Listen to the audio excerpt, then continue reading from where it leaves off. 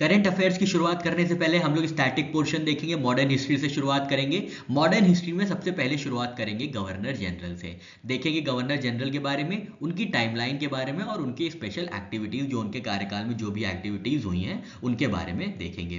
तो सबसे पहले वॉरेन हेस्टिंग्स थे इंडिया के पहले गवर्नर जनरल, जिनकी टाइमलाइन थी, टाइम पीरियड था 1773 से 1785। याद रखिएगा 1773 से 1785 जो है ये टाइम पीरियड था, ये कार्यकाल का पीरियड था वॉरेन हेस्टिंग्स का।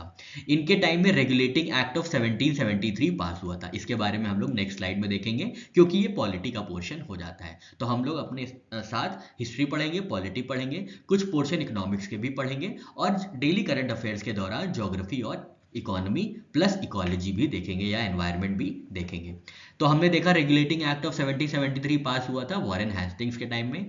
फिर वॉरेन हेस्टिंग्स के टाइम में 1781 में एक एक्ट पास हुआ था, जिसने क्या किया था, जिसने पावर्स को डिफाइन किया था। किसकी पावर्स को? गवर्नर जनरल इन काउंसिल की और सुप्रीम कोर्ट की, जो कि स्टैब्लिश हुआ था 1773 में। ठीक है, तो यहाँ पे दो बॉडीज थी, उनकी क्लियर पावर डिफाइन की गई थी। कौन कौन सी दो बॉडीज थी? गवर्नर जनरल इन काउंसिल एक बॉडी थी और दूसरी बॉडी थी सुप्रीम कोर्ट एट कैलकाटा। इन दोनों की पावर्स अच्छे से डिफाइन की गई थी, डिवाइड की गई थी एक्ट ऑफ 1781 में। किसके कार्यकाल में? वॉरेन हेस्टिंग्स के कार्यकाल में। फिर पिट्स इंडिया एक्ट ऑफ 1784 पास हुआ था वॉरेन हेस्टिंग्स में। रोहिला वॉर ऑफ 1774 जो है ये कंडक्ट किया गया था वॉरेन हेस्टिंग्स के टाइम पीरियड में। फिर है फर्स्ट मराठा वॉर, जिसको लड़ा गया था 1775 से 1782 के बीच में। ये भी वॉरेन हेस्टिंग्स के ही टाइम पीरियड में हुआ था। और इसी टाइम में, इसी के एंड में क्या हुआ था, फर्स्ट मराठा वॉर के एंड में क्या हुआ था, ट्रीटी ऑफ सलबाय जो है साइन की गई थी, ट्रीटी ऑफ सलबाय। तो ये भी वॉरेन हेस्टिंग्स के टाइम में हुई थी। फिर फर्स्ट मराठा वॉर के बाद सेकेंड मैसूर वॉर हुआ था। कंफ्यूज नहीं होना है, मराठा वॉर अलग है और मैसूर वॉर अलग है। मैसूर वॉर कंडक्ट किया गया था 1780 से 1784। ठीक है, फिर यहाँ पे 7th नंबर की एक्टिविटी देखें तो वॉरेन हेस्टिंग्स के टाइम में क्या हुआ था, एक राजा चैत सिंह जी थे जो कि महाराजा थे बनारस के।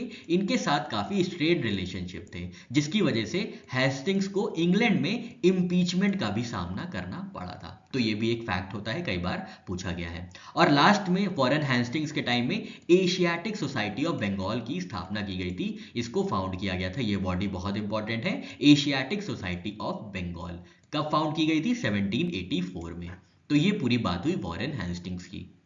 अब हम लोग पॉलिटी सेक्शन के स्टैटिक में देखेंगे रेगुलेटिंग एक्ट ऑफ 1773। तो अभी हमने देखा regulating act of 1773 Warren Hastings के टाइम में पास हुई थी। तो इसकी कॉन्स्टिट्यूशनल इंपॉर्टेंस देखेंगे, गवर्नर जनरल ऑफ बंगाल के बारे में देखेंगे, प्रेसिडेंसीज को कैसे सबऑर्डिनेट किया गया इस रेगुलेटिंग एक्ट के अंदर, इसके बारे में चर्चा करेंगे। कैलकाटा में सुप्रीम कोर्ट स्टैब्लिश हुआ, उसमें कितने चीफ जस्टिस, कितने जजेस थे, ये देखेंगे। साथ ही साथ कंपनी सर्वेंट्स और ब्रिटिश गवर्नमेंट ने कैसे कंट्रोल किया था इस एक्ट की मदद से, इसके बारे में चर्चा करेंगे। तो सबसे पहले रेगुलेटिंग एक्ट ऑफ 1773 की इंपॉर्टेंस ये है कि ये पहला कदम था, this was the first step British government द्वारा, ताकि वो कंट्रोल कर सके और रेगुलेट कर सके किसके अफेयर्स को, ईस्ट इंडिया कंपनी के अफेयर्स को। तो पहला स्टेप उठाया गया था, पहला कॉन्स्टिट्यूशनल स्टेप उठाया गया था रेगुलेटिंग एक्ट ऑफ 1773 के माध्यम से, जहां पे ब्रिटिश गवर्नमेंट जो है कंट्रोल और रेगुलेट करना चाहती थी ईस्ट इंडिया कंपनी की एक्टिविटीज को, उनके अफेयर्स को।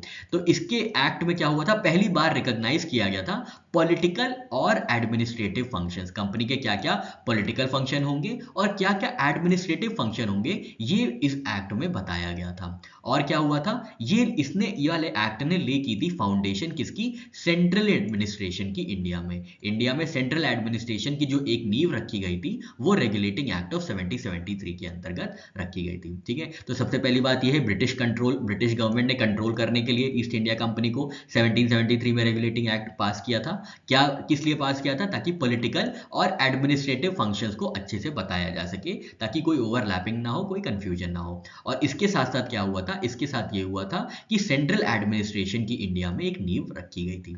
फिर इसी एक्ट के अंतर्गत डिफाइन किया गया था या बताया गया था गवर्नर जनरल ऑफ बंगाल कौन होगा। तो यहाँ पे डेजिग्नेट किया गया था, जो भी गवर्नर ऑफ बंगाल था उसको डेजिग्नेट कर दिया गया था as governor general of Bengal. Governor of Bengal और गवर्नर जनरल ऑफ बंगाल दो अलग अलग अलग टाउन थे। गवर्नर जनरल ऑफ बंगाल एक तरीके से ज्यादा सुप्रीम अथॉरिटी थी compared with governor of Bengal, ठीक है।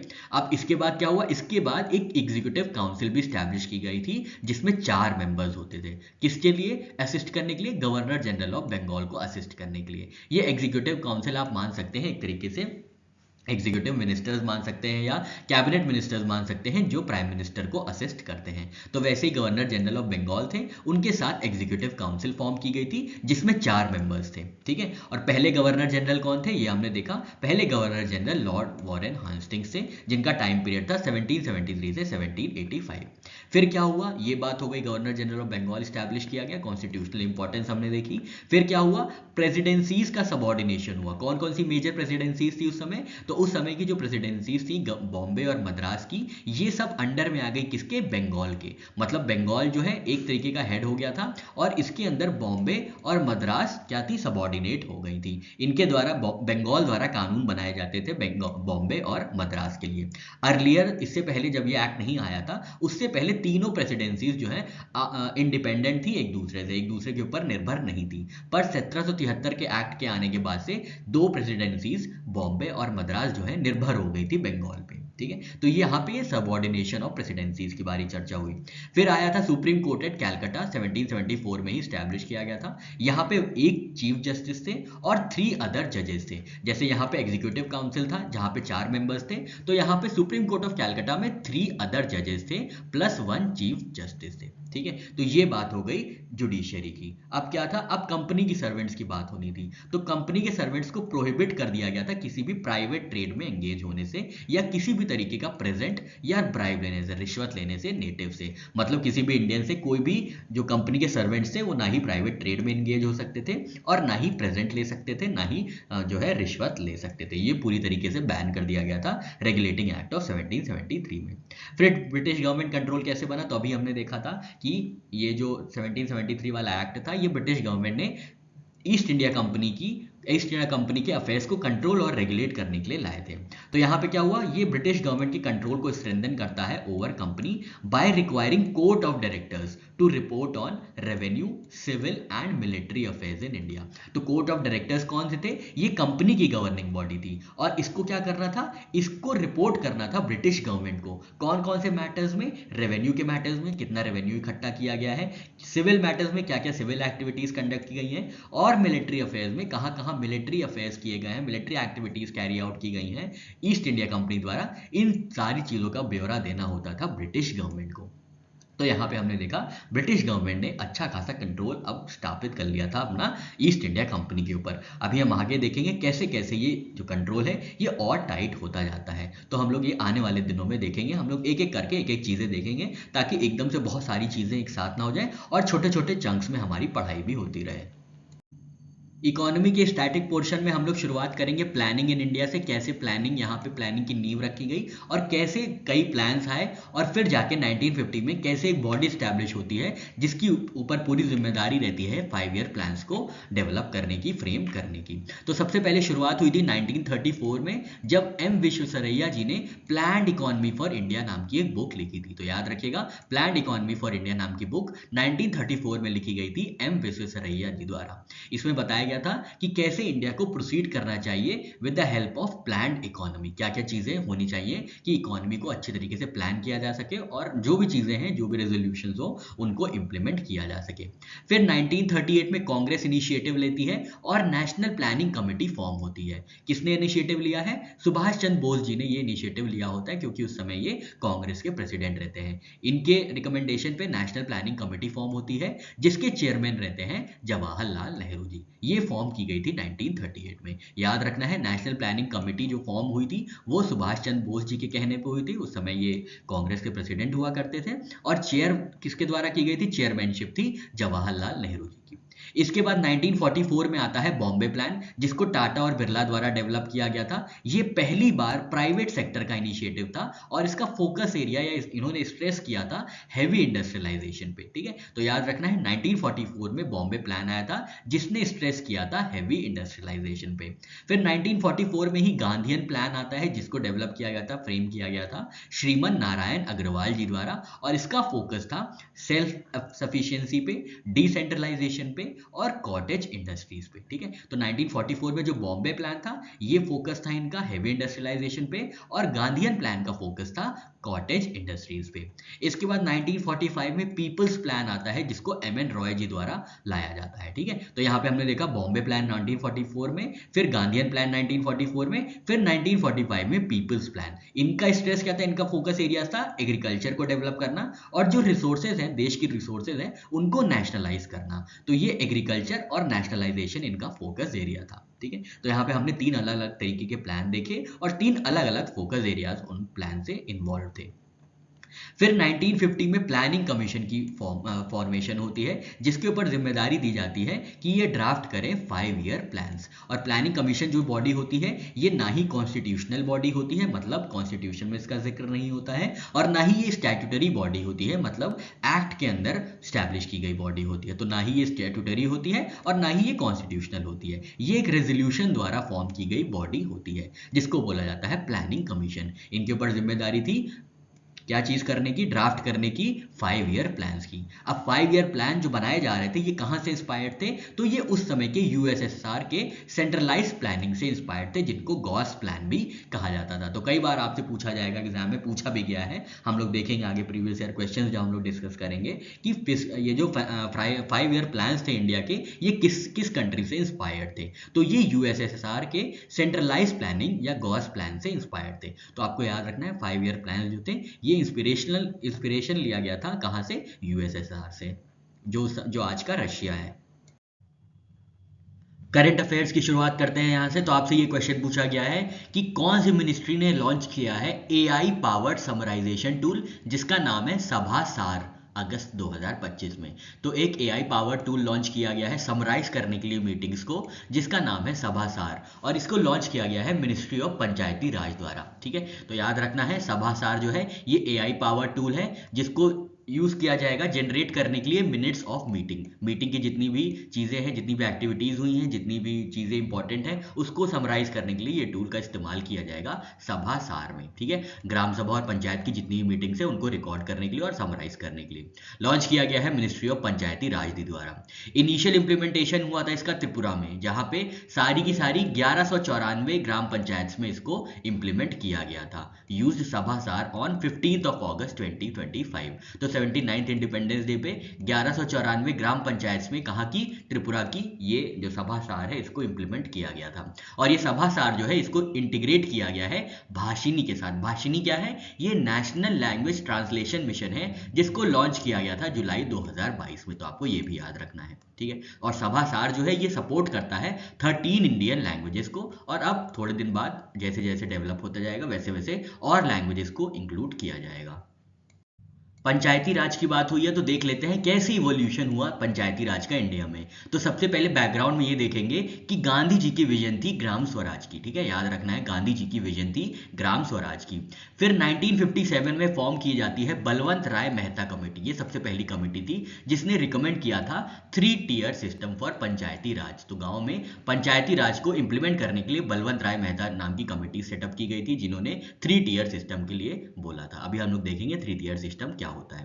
पहली स्टेट कौन सी थी जहां पे पंचायती राज इंडिया इंप्लीमेंटेशन हुआ था, तो राजस्थान के नागौर जिले में 2 अक्टूबर 1959 को इंप्लीमेंट किया गया था पंचायती राज को, जिसके बाद आंध्र प्रदेश में 1959 को ही दूसरा राज्य बना था जहां पे पंचायती राज को इंप्लीमेंट किया गया था, ठीक है। अभी तक क्या है, अभी तक जब राजस्थान और आंध्र प्रदेश में जब इंप्लीमेंट किया जा रहा था तब इसे कॉन्स्टिट्यूशनल स्टेटस नहीं प्राप्त था पंचायती राज को। कॉन्स्टिट्यूशनल स्टेटस कब प्राप्त हुआ, 24 अप्रैल 1993, 24 अप्रैल 93 को ये इफेक्टिव हुआ था। और पास कब हुआ था, तो 73rd कॉन्स्टिट्यूशनल अमेंडमेंट एक्ट 1992 में ये पास हुआ था। ये आपको याद रखना है, पास हुआ था 1992 में और इंप्लीमेंट किया गया था, इफेक्टिव हुआ था, लागू हुआ था 24 अप्रैल 1993 को। इसीलिए हम लोग 24 अप्रैल को क्या सेलिब्रेट करते हैं, पंचायती राज दिवस सेलिब्रेट करते हैं, ठीक है। अब कॉन्स्टिट्यूशनल तो स्टेटस मिल गया 73rd कॉन्स्टिट्यूशनल अमेंडमेंट एक्ट के थ्रू, लेकिन अब कौन से पार्ट में कॉन्स्टिट्यूशन के इसको रखा गया है, तो इसको रखा गया है पार्ट 9 में। आर्टिकल्स 243 से आर्टिकल 243 के ओ के बीच में सारे प्रोविजंस है पंचायती राज को लेकर इंडिया में। और इसके जो सब्जेक्ट्स हैं 29 सब्जेक्ट्स हैं जिसके अंतर्गत पंचायती राज को पावर्स दी गई है, वो रखा गया है 11th शेड्यूल में, ठीक है। तो यहाँ पे 3 चीजें इंपॉर्टेंट हैं सबसे पहले ये है कि कॉन्स्टिट्यूशनल स्टेटस कैसे प्रोवाइड किया गया था। तो 73rd कॉन्स्टिट्यूशनल अमेंडमेंट एक्ट 1992 ने क्या किया था, कॉन्स्टिट्यूशनली रिकॉग्नाइज किया था, कॉन्स्टिट्यूशन में रखा था, कॉन्स्टिट्यूशन में इंक्लूड किया था पंचायती राज को।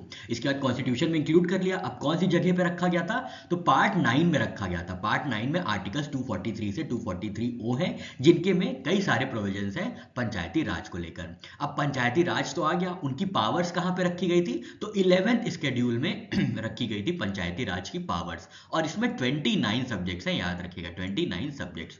ऑब्जेक्टिव क्या है, तो ये हमें पता है, डेमोक्रेटिक डिसेंट्रलाइजेशन होना चाहिए, ग्रास रूट पार्टिसिपेशन होना चाहिए गवर्नेंस में। तो अगर आप मेंस का आंसर लिख रहे हैं तो ये दो इंपॉर्टेंट कीवर्ड्स हैं जिसको आप मेंशन कर सकते हैं, ठीक है। अब हम आते हैं लेवल्स ऑफ पंचायती राज में, जहां पे 3 टियर सिस्टम की बात की गई थी। अभी हमने देखा था बलवंत राय मेहता कमेटी, ये कमेटी थी, इन्होंने रिकमेंड किया था 3 टियर सिस्टम। 3 टियर सिस्टम मतलब क्या है, 3 पायदान पे पंचायती राज को इंप्लीमेंट किया जाएगा। पहले पे सबसे ग्रास रूट लेवल पे थे ग्राम पंचायत, जो कि विलेज लेवल पे स्टैब्लिश किया जाएगा। सेकंड पे है पंचायत समिति, जो कि ब्लॉक या इंटरमीडिएट लेवल पे स्टैब्लिश किया जाएगा। और लास्ट में होता है जिला परिषद, जो कि डिस्ट्रिक्ट लेवल पे ऑर्गेनाइज किया जाता है। तो ये 3 टियर सिस्टम मोर और लेस इंडिया में जो है इंप्लीमेंट किए गए हैं, अप्लाई किए गए हैं। पर कुछ जगहों पे ये जो ब्लॉक या इंटरमीडिएट लेवल है ये नहीं होता, क्योंकि वहां पे पॉपुलेशन बहुत कम होती है, इसलिए 2 टियर सिस्टम ही इंप्लीमेंट किया गया है। पर मोर और लेस ज्यादातर रफली जो इंडिया फॉलो करती है वो 3 टियर सिस्टम फॉलो करती है। अब बात करते हैं डीपीएसपी की। तो directive principles of state policy की आर्टिकल 40 में दिया गया है कि state to organize village panchayat, ठीक है। तो यहाँ पे बहुत अच्छे से जिक्र किया गया है विलेज पंचायत का आर्टिकल 40 में, ठीक है।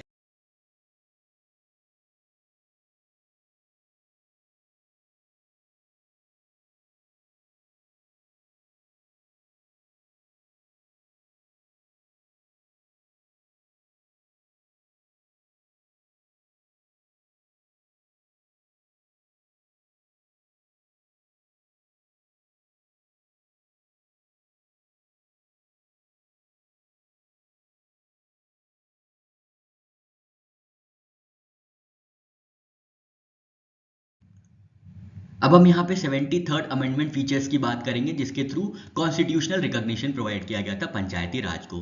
तो सबसे पहले ये था कि 3 टियर स्ट्रक्चर होना चाहिए पंचायती राज का, डायरेक्ट इलेक्शंस होने चाहिए सारे लेवल्स पे, रिजर्वेशन होना चाहिए SC ST OBC का, प्लस 33% विमेन का। तो ये कॉम्पोनेंट है, ये पूरा कॉन्स्टिट्यूशनल स्टेटस इसको प्राप्त है।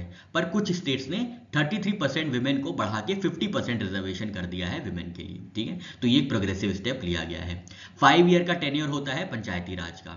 अब यहाँ पे 3 बहुत इंपॉर्टेंट आर्टिकल्स दिए गए हैं जिनको आपको अच्छे से याद करना है, ज्यादातर यहीं से क्वेश्चन फ्रेम होते हैं। स्टेट इलेक्शन कमीशन जो है, ये आर्टिकल 243K में दिया गया है, जो कि पंचायती राज में इलेक्शंस को कंडक्ट कराता है। आर्टिकल 243K, ठीक है, आर्टिकल 243K। अभी हमने पीछे देखा था कि आर्टिकल 243 से आर्टिकल 243O तक पंचायती राज से रिलेटेड जितने भी प्रोविजंस है इन्हीं आर्टिकल्स में दिए गए हैं पार्ट 9 में, ठीक है। फिर स्टेट फाइनेंस कमीशन है, जो कि फॉर्म किया जाता है हर 5 साल में, और इसका जो कॉन्स्टिट्यूशनल प्रोविजन है, कॉन्स्टिट्यूशनल आर्टिकल है, वो है आर्टिकल 243I, ठीक है। के है इलेक्शन कमीशन का, आई है फाइनेंस कमीशन का, और उसके बाद सबसे इंपॉर्टेंट जो है ये है आर्टिकल 243A, जिसमें ग्राम सभा के बारे में बताया गया है कि ग्राम सभा कैसे कॉन्स्टिट्यूट होगी, कैसे फॉर्म होगी, ये सारी चीजें बताई गई हैं आर्टिकल 243A में, ठीक है। तो ग्राम सभा 243A है, स्टेट फाइनेंस कमीशन है 243I, और स्टेट इलेक्शन कमीशन है 243K,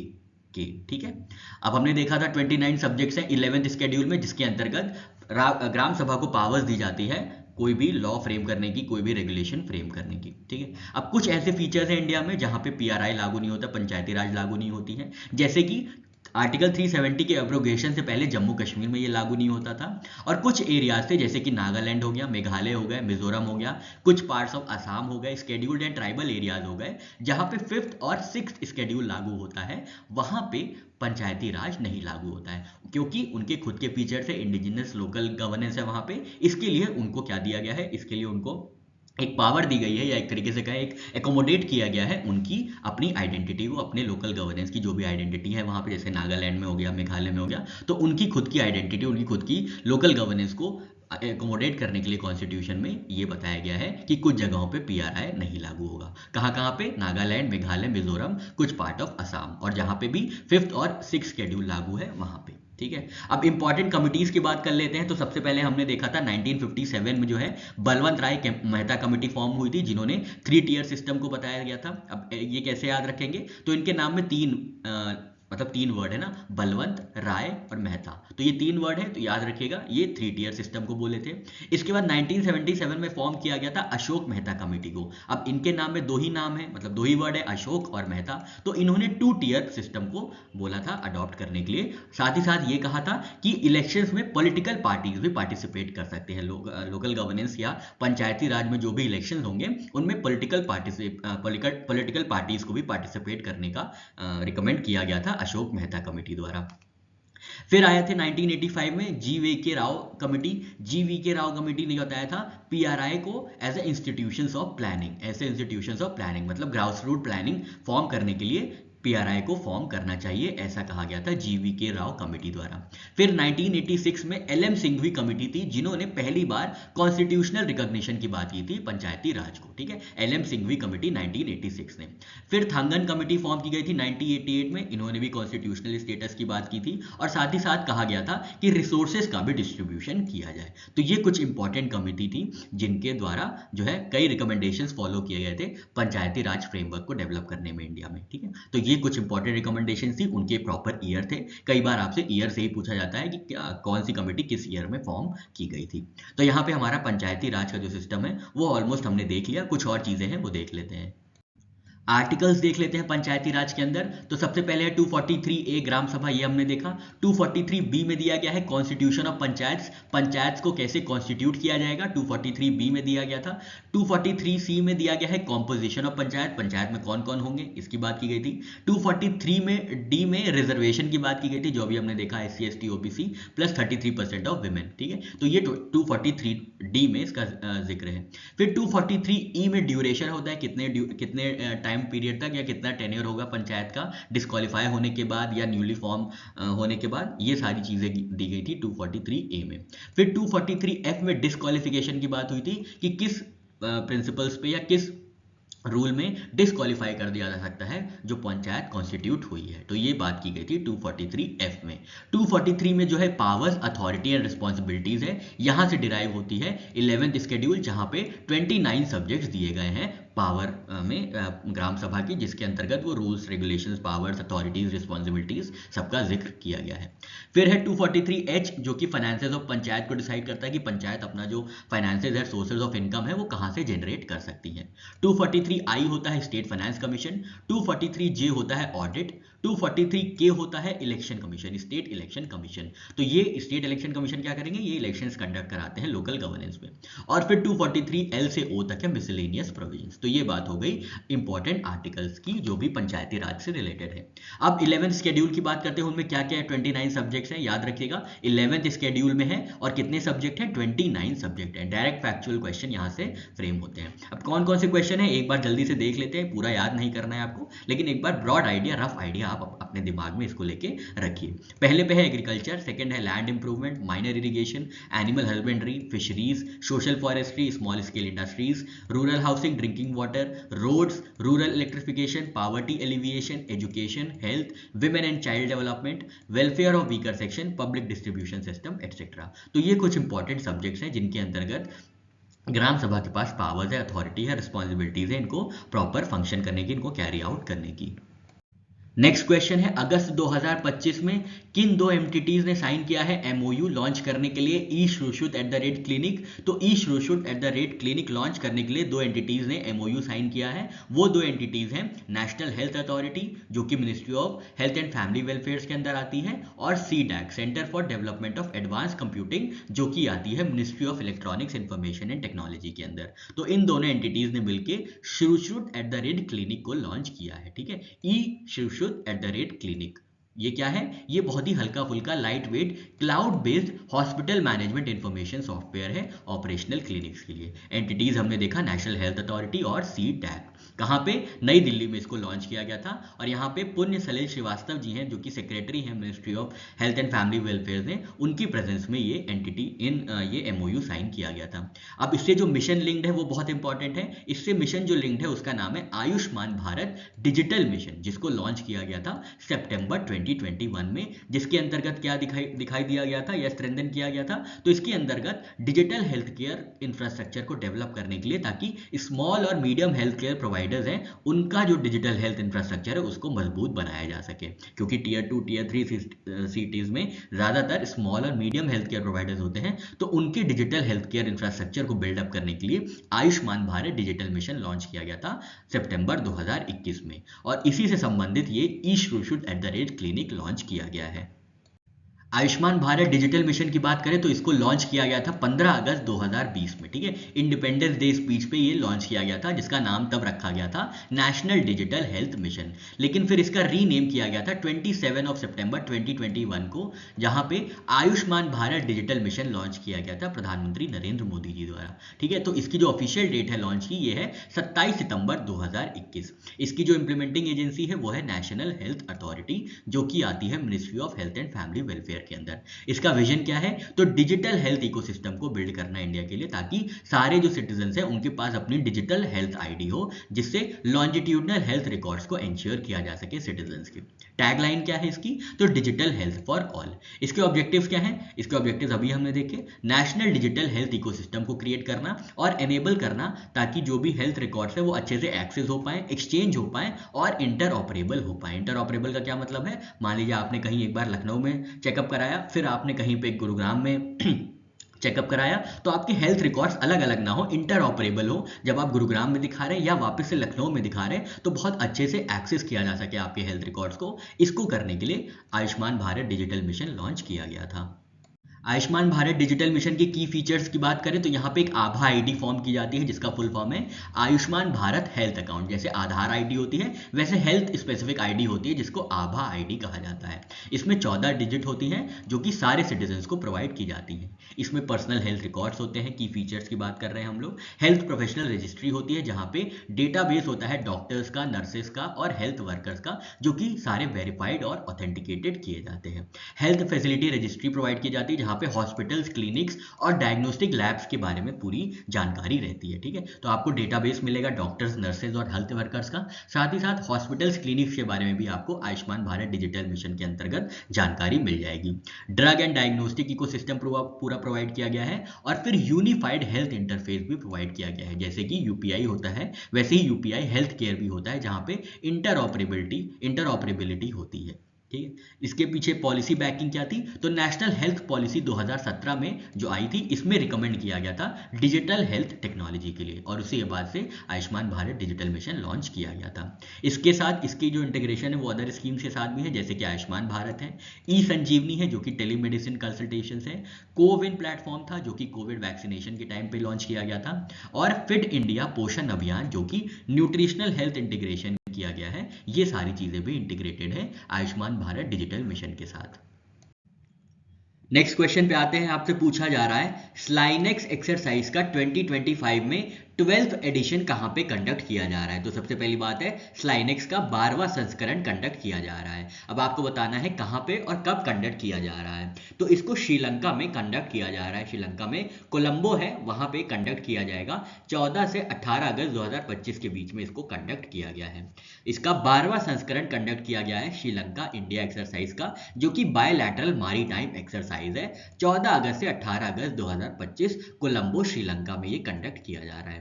इंडिया की तरफ से आईएनएस ज्योति और आईएनएस राणा ने पार्टिसिपेट किया है स्लाइनेक्स एक्सरसाइज में, जो कि 12th एडिशन जिसका ऑब्जर्व किया जा रहा है। श्रीलंका की बात करें तो श्रीलंका का ऑफिशियल नेम है democratic socialist Republic of Sri Lanka. इसकी लोकेशन देखें तो लोकेशन हम लोग मैप में देखेंगे, ज़्यादा अच्छे से समझ में आएगा। ये पूरा इंडियन ओशन है, और इंडियन ओशन में ये साउथ एशिया है, ठीक है। इंडियन ओशन का ये साउथ एशियन पार्ट है, जहाँ पे श्रीलंका लाई करता है। तो श्रीलंका एक आइलैंड नेशन है साउथ एशिया का, इंडियन ओशन में। ये पूरा इंडियन ओशन है, इसके साउथ एशियन पार्ट में श्रीलंका लाई करता है, ठीक है। अब इंडिया के रेस्पेक्ट में देखें तो इंडिया भी साउथ एशिया में ही लाई करता है, लेकिन इंडिया के साउथ ईस्ट डायरेक्शन में श्रीलंका है, ठीक है। इंडिया से साउथ ईस्ट डायरेक्शन में श्रीलंका लाई करता है। अब श्रीलंका और इंडिया को अलग कौन करता है, तो पाक स्ट्रेट है और गल्फ ऑफ मन्नार है, ठीक है। ये पाक स्ट्रेट आप देख रहे हैं, ये अलग करता है श्रीलंका को, और ये गल्फ ऑफ मन्नार है, ये अलग करता है श्रीलंका को। अब श्रीलंका की कैपिटल की बात करें तो लेजिस्लेटिव कैपिटल है श्रीलंका की श्री जयवर्धनेपुरा कोट्टे। तो ये आप देख रहे हैं, ये कोट्टे जो लिखा है ये श्रीवर्धने जयपुरा कोट्टे है, जो कि लेजिस्लेटिव कैपिटल है श्रीलंका की। और executive and judicial commercial capital कौन सी है, तो ये है कोलंबो। ये आपको कोलंबो दिख रही है और ये श्री जयवर्धनेपुरा कोट्टे दिख रही है, जो कि लेजिस्लेटिव कैपिटल है। करंट लीडरशिप की बात करें तो प्रेसिडेंट है रेनिल विक्रमसिंघे और प्राइम मिनिस्टर हैं दिनेश गुणावर्धने। ये दो लोग हैं जो कि करंट लीडरशिप में विराजमान है श्रीलंका में। मेजर पोर्ट्स हैं कोलंबो, हम्बनटोटा, त्रिकोणोमल्ली और गाले। इनकी लोकेशन बहुत इंपॉर्टेंट है क्योंकि कई बार पूछा गया है यूपीएससी लेवल पे भी और यूपीपीसीएस लेवल पे या स्टेट लेवल एग्जाम्स में कि आपको बताना था या आपको ऑर्डर में लगाना था इन पोर्ट्स को या कोई भी एक लोकेशंस को। ठीक है, जैसे यूक्रेन के एम्फेसिस में दिया गया था कि उनकी सिटीज कैसे कैसे लाया करते हैं ईस्ट टू वेस्ट या नॉर्थ टू साउथ, तो वैसे ही मेजर पोर्ट्स के बारे में हम यहाँ देख लेते हैं। तो सबसे पहले ये इंपॉर्टेंट पोर्ट है, आपको ये दिख रहा होगा, ये कोलंबो है। ठीक है, ये कोलंबो पोर्ट है। फिर है हम्बनटोटा पोर्ट, ये एकदम साउथ में सदर्न श्रीलंका में हम्बनटोटा पोर्ट है, हम्बनटोटा। ठीक है, हमने कोलंबो देखा, फिर हमने हम्बनटोटा पोर्ट देखा। फिर है त्रिकोणोमल्ली, त्रिकोणोमल्ली भी यहाँ पे है, ये है नॉर्थ ईस्ट पार्ट में श्रीलंका के त्रिकोणोमल्ली है। ठीक है, ये त्रिकोणोमल्ली है। और लास्ट में है गाले, तो गाले साउथ वेस्ट पार्ट में है, ये है गाले। तो ये इंपॉर्टेंट पोर्ट्स हैं श्रीलंका के। डिफेंस रिलेशंस की बात करें तो इंडिया के साथ 2 एक्सरसाइज कंडक्ट की जाती है, एक तो मित्र शक्ति और दूसरी है स्लाइनेक्स। मित्र शक्ति जो है ये आर्मी की एक्सरसाइज है और स्लाइनेक्स जो है अभी हमने देखा वो नेवी की एक्सरसाइज है। मेजर डिस्प्यूट्स की बात करें इंडिया के साथ तो सबसे पहले 1974 में सीड कर दिया गया था श्रीलंका को, मतलब दे दिया गया था कच्चा थीवू आइलैंड, जो कि एक डिस्प्यूट बना हुआ था।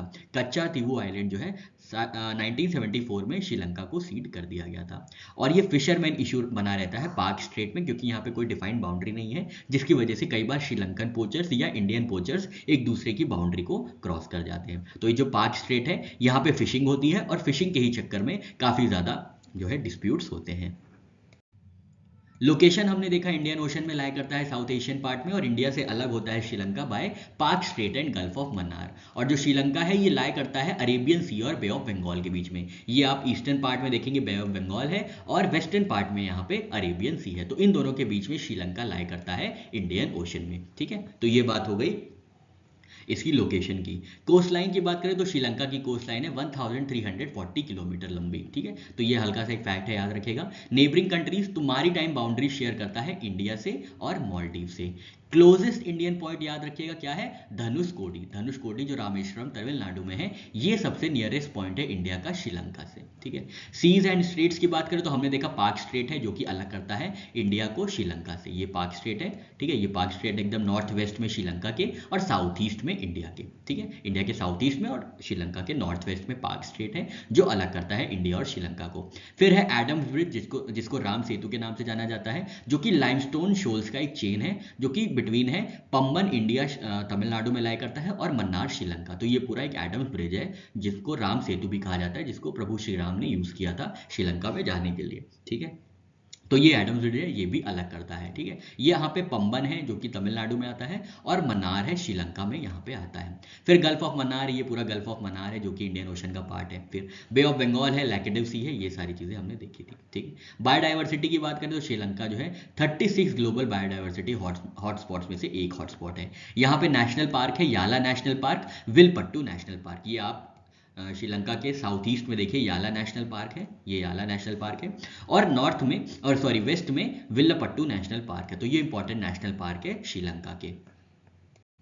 इंपॉर्टेंट आइलैंड्स की बात करें तो मनार आइलैंड है, यहाँ पे डेल्फ आइलैंड है, क्याट्स है, वेलनाई है और नैना तीवू है। तो सबसे इंपॉर्टेंट मनार आइलैंड है और डेल्फ आइलैंड है, ये दो आइलैंड है जो कि कई बार पूछे जाते हैं।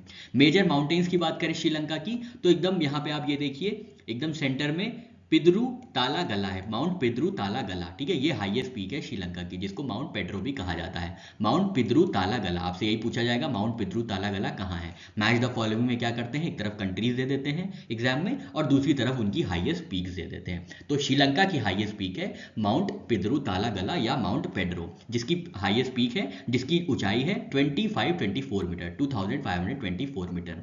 फिर है एडम्स पीक में नकल्स रेंज, ये एडम्स पीक है जस्ट नीचे पिद्रू ताला गला के, के, ये एडम्स पीक है, यहाँ पे नकल्स रेंज है, ठीक है। और श्रीपद है जो कि सेक्रेड है बुद्धिस्ट, हिंदू, मुस्लिम्स और क्रिश्चियंस के लिए, ठीक है। तो ये बात हो गई मेजर माउंटेन्स की। अब बात करते हैं मेजर रिवर्स की श्रीलंका की। तो श्रीलंका में एक सबसे इंपॉर्टेंट रिवर है जिसका नाम है महावेली गंगा रिवर, ठीक है। महावेली गंगा रिवर जो है यहाँ पे लॉन्गेस्ट रिवर है, 335 किलोमीटर की। कुछ और रिवर्स हैं, केलानी, कालू, वालवे, मालावथु, ओया, ठीक है। सबसे पहले हम लोग महावेली रिवर को देख लेते हैं। तो ये आप देख रहे हैं श्रीलंका का मैप है और ये महावेली रिवर है पूरी, ये आपको महावेली रिवर दिखेगी सेंट्रल पार्ट में, ठीक है। तो ये महावेली रिवर है और महावेली रिवर पे ही विक्टोरिया डैम, पोलोगोला डैम और कोटमल्ले डैम बने हुए हैं। तो ये 2-3 डैम हैं, इनके नाम भी आप याद कर सकते हैं, विक्टोरिया डैम, पोलोगोला डैम और कोटमल्ले डैम। फिर आते हैं अदर रिवर्स पे। तो अदर रिवर्स कौन कौन सी हैं, इसको पहले से हम इरेज कर देते हैं थोड़ा सा ताकि क्लैरिटी हो जाए और समझ में आए चीज़ें, ठीक है। अदर रिवर्स देखते हैं तो किलानी रिवर है, ये आपको किलानी रिवर यहाँ पे, ये काला या किलानी रिवर एक ही है। कालू रिवर है, ये कालू रिवर है। वालावे रिवर है और किरांडी रिवर है, ये किरांडी रिवर मिल गई, ये यान रिवर मिल गई, ठीक है। तो ये 3-4 रिवर्स है श्रीलंका की और हमने इंपॉर्टेंट वाली देखी महावेली रिवर। लेक्स की बात करें तो बैरा लेक है कोलंबो में, यहाँ पे कोलंबो है, यहाँ पे इंपॉर्टेंट है बैरा लेक, बैरा लेक। फिर है निगोम्बो लगून, ये है निगोम्बो लगून। बाटीकोला लगून कहाँ है, ये बाटीकोला लगून है, ठीक है, बाटीकोला लगून ये है। फिर त्रिकोणोमल्ली नेचुरल हार्बर है जो कि डीपेस्ट इन द वर्ल्ड है, त्रिकोणोमल्ली यहाँ पे ये है, ठीक है। तो ये कुछ इंपॉर्टेंट लोकेशंस हो गई श्रीलंका की। इससे बाहर श्रीलंका से अगर कुछ पूछा जाता है आपके वर्ल्ड ज्योग्राफी में तो इससे बाहर कुछ नहीं पूछा जाएगा। हमने कैपिटल देखी, हमने आइलैंड देखे, हमने major mountains, major rivers, lakes और सारी इंपॉर्टेंट लोकेशंस, इंपॉर्टेंट पोर्ट्स भी देख लिए हैं। नेक्स्ट क्वेश्चन पे आते हैं। तो अगस्त 2025 में पासांग वांगचुक सोना इसरो स्पेस लेबोरेटरी कहाँ पे, अगस्त 2025 में 21वें गवर्नर थे नागालैंड का, उनका निधन हो गया है। तो वो कौन थे आपको ये बताना है। तो 21वें गवर्नर नागालैंड के जिनका हाल में ही निधन हुआ है उनका नाम है ला गणेशन जी, ठीक है। तो ये ला गणेशन जी का निधन हुआ है 15 अगस्त 2025 को, कहाँ पे, चेन्नई तमिलनाडु में, और इनका जन्म भी तमिलनाडु में ही हुआ था। गवर्नर की बात करें, इनके पास गवर्नरशिप थी, सबसे पहले ये 21st गवर्नर बने थे नागालैंड के फरवरी 2023 से अगस्त 2025 तक। फिर इनको गवर्नर मणिपुर भी बनाया गया था अगस्त 2021 और फरवरी 2023 के बीच में। एडिशनल चार्ज भी दिया गया था इनको गवर्नर ऑफ वेस्ट बंगाल का। तो ये गवर्नर ऑफ नागालैंड भी रहे थे, गवर्नर ऑफ मणिपुर भी रहे थे और गवर्नर ऑफ वेस्ट बंगाल भी रहे थे एज एन एडिशनल चार्ज। ये राज्यसभा एमपी थे मध्य प्रदेश से 2016 में, ठीक है। तो ये बात हो गई ला गणेशन जी की और ये 21वें गवर्नर थे नागालैंड के। नागालैंड की बात करें तो नागालैंड के सीएम है नेफू रियो जी, कैपिटल है कोहिमा और यहाँ पे बहुत इंपॉर्टेंट नेशनल पार्क है जिसका नाम है टांकी नेशनल पार्क। नागालैंड की बात करें तो इसको स्टेटहुड प्राप्त हुआ था 1963 में और ये भारत का 16वां राज्य बना था। इंडिया का 16 स्टेट था नागालैंड जो क्रिएट किया गया था 1 दिसंबर 1963 को। तो इसीलिए हर वर्ष 1 दिसंबर को नागालैंड जो है ऑब्जर्व करता है नागालैंड स्टेटहुड डे। इसको क्रिएट किया गया था under state of Nagaland act 1962 में। तो एक्ट पास हुआ था 1962 में और फॉर्मेशन हुआ था 1963 में 1 दिसंबर को और ये 16वें स्टेट बना था, 16वां नंबर का राज्य था भारत का, ठीक है। नागालैंड के कैपिटल की बात करें तो कोहिमा यहाँ पे स्टेट कैपिटल है और यहाँ का सबसे बड़ी जो सिटी है जो कमर्शियल हब है नागालैंड में वो है दीमापुर, ठीक है। ये आप मैप में देखिए राइट हैंड साइड में आपको ये कोहिमा दिख जाएगा। नागालैंड के सदर्न पार्ट में है कोहिमा जो कि स्टेट कैपिटल है और साउथ वेस्ट पार्ट में दीमापुर दिख जाएगा जो कि कमर्शियल हब होता है नागालैंड का, ठीक है। लोकेशन की बात करें नागालैंड की तो ये नॉर्थ ईस्ट इंडिया में होता है जिसको बॉर्डर करते हैं अरुणाचल प्रदेश, मणिपुर, आसाम और म्यांमार। शुरुआत करते हैं अरुणाचल प्रदेश से। तो नागालैंड के नॉर्थ ईस्ट पार्ट में है अरुणाचल प्रदेश जिससे बाउंड्री शेयर होती है। फिर ईस्टर्न पार्ट में ये इंटरनेशनल बाउंड्री शेयर करता है म्यांमार के साथ। सदर्न पार्ट में नागालैंड की बाउंड्री शेयर होती है मणिपुर से, ये मणिपुर है याद रखिएगा, और वेस्टर्न पार्ट में है आसाम, ठीक है। तो ये 3 राज्य और एक कंट्री बॉर्डर शेयर करती है नागालैंड के साथ। कंट्री कौन सी है, म्यांमार, और इंडिया के राज्य कौन से हैं, अरुणाचल प्रदेश है, आसाम है और मणिपुर है जो कि बॉर्डर शेयर करते हैं नागालैंड के साथ। ज्योग्राफिकल एरिया की बात करें तो इनका ज्योग्राफिकल एरिया है लगभग 16,579 किलोमीटर और ये नॉर्थ ईस्ट स्टेट में सबसे छोटे स्टेट हैं एक्सेप्ट सिक्किम। सिक्किम सबसे छोटा राज्य है, दूसरे नंबर पे जो सबसे छोटा राज्य है वो है नागालैंड नॉर्थ ईस्ट में, ठीक है, और इंडिया में भी। पॉपुलेशन की बात करें तो 2011 के सेंसस के मुताबिक यहाँ पे लगभग 20 लाख पॉपुलेशन रहती है, ठीक है, और डेंसिटी है 119 पर स्क्वायर किलोमीटर। आप बताइए सबसे कम डेंसिटी इंडिया में पॉपुलेशन 2000 सेंसस के मुताबिक किस स्टेट की है और सबसे ज्यादा स्टेट कौन सा है जहां पे सबसे ज्यादा डेंसिटी है, ये भी आप बता सकते हैं। नागालैंड की ऑफिशियल लैंग्वेज है इंग्लिश और यहाँ पे ट्राइबल डायलेक्ट्स हैं जैसे कि ओ, अंगामी, सेमा, कोनियाक, लोथा, चाकसांग, फोम, चैंग और खाइमुंगान एटसेट्रा। तो सबसे इंपॉर्टेंट है अंगामी और कोनियाक, यहाँ पे मेजर ट्राइबल डायलेक्ट्स हैं।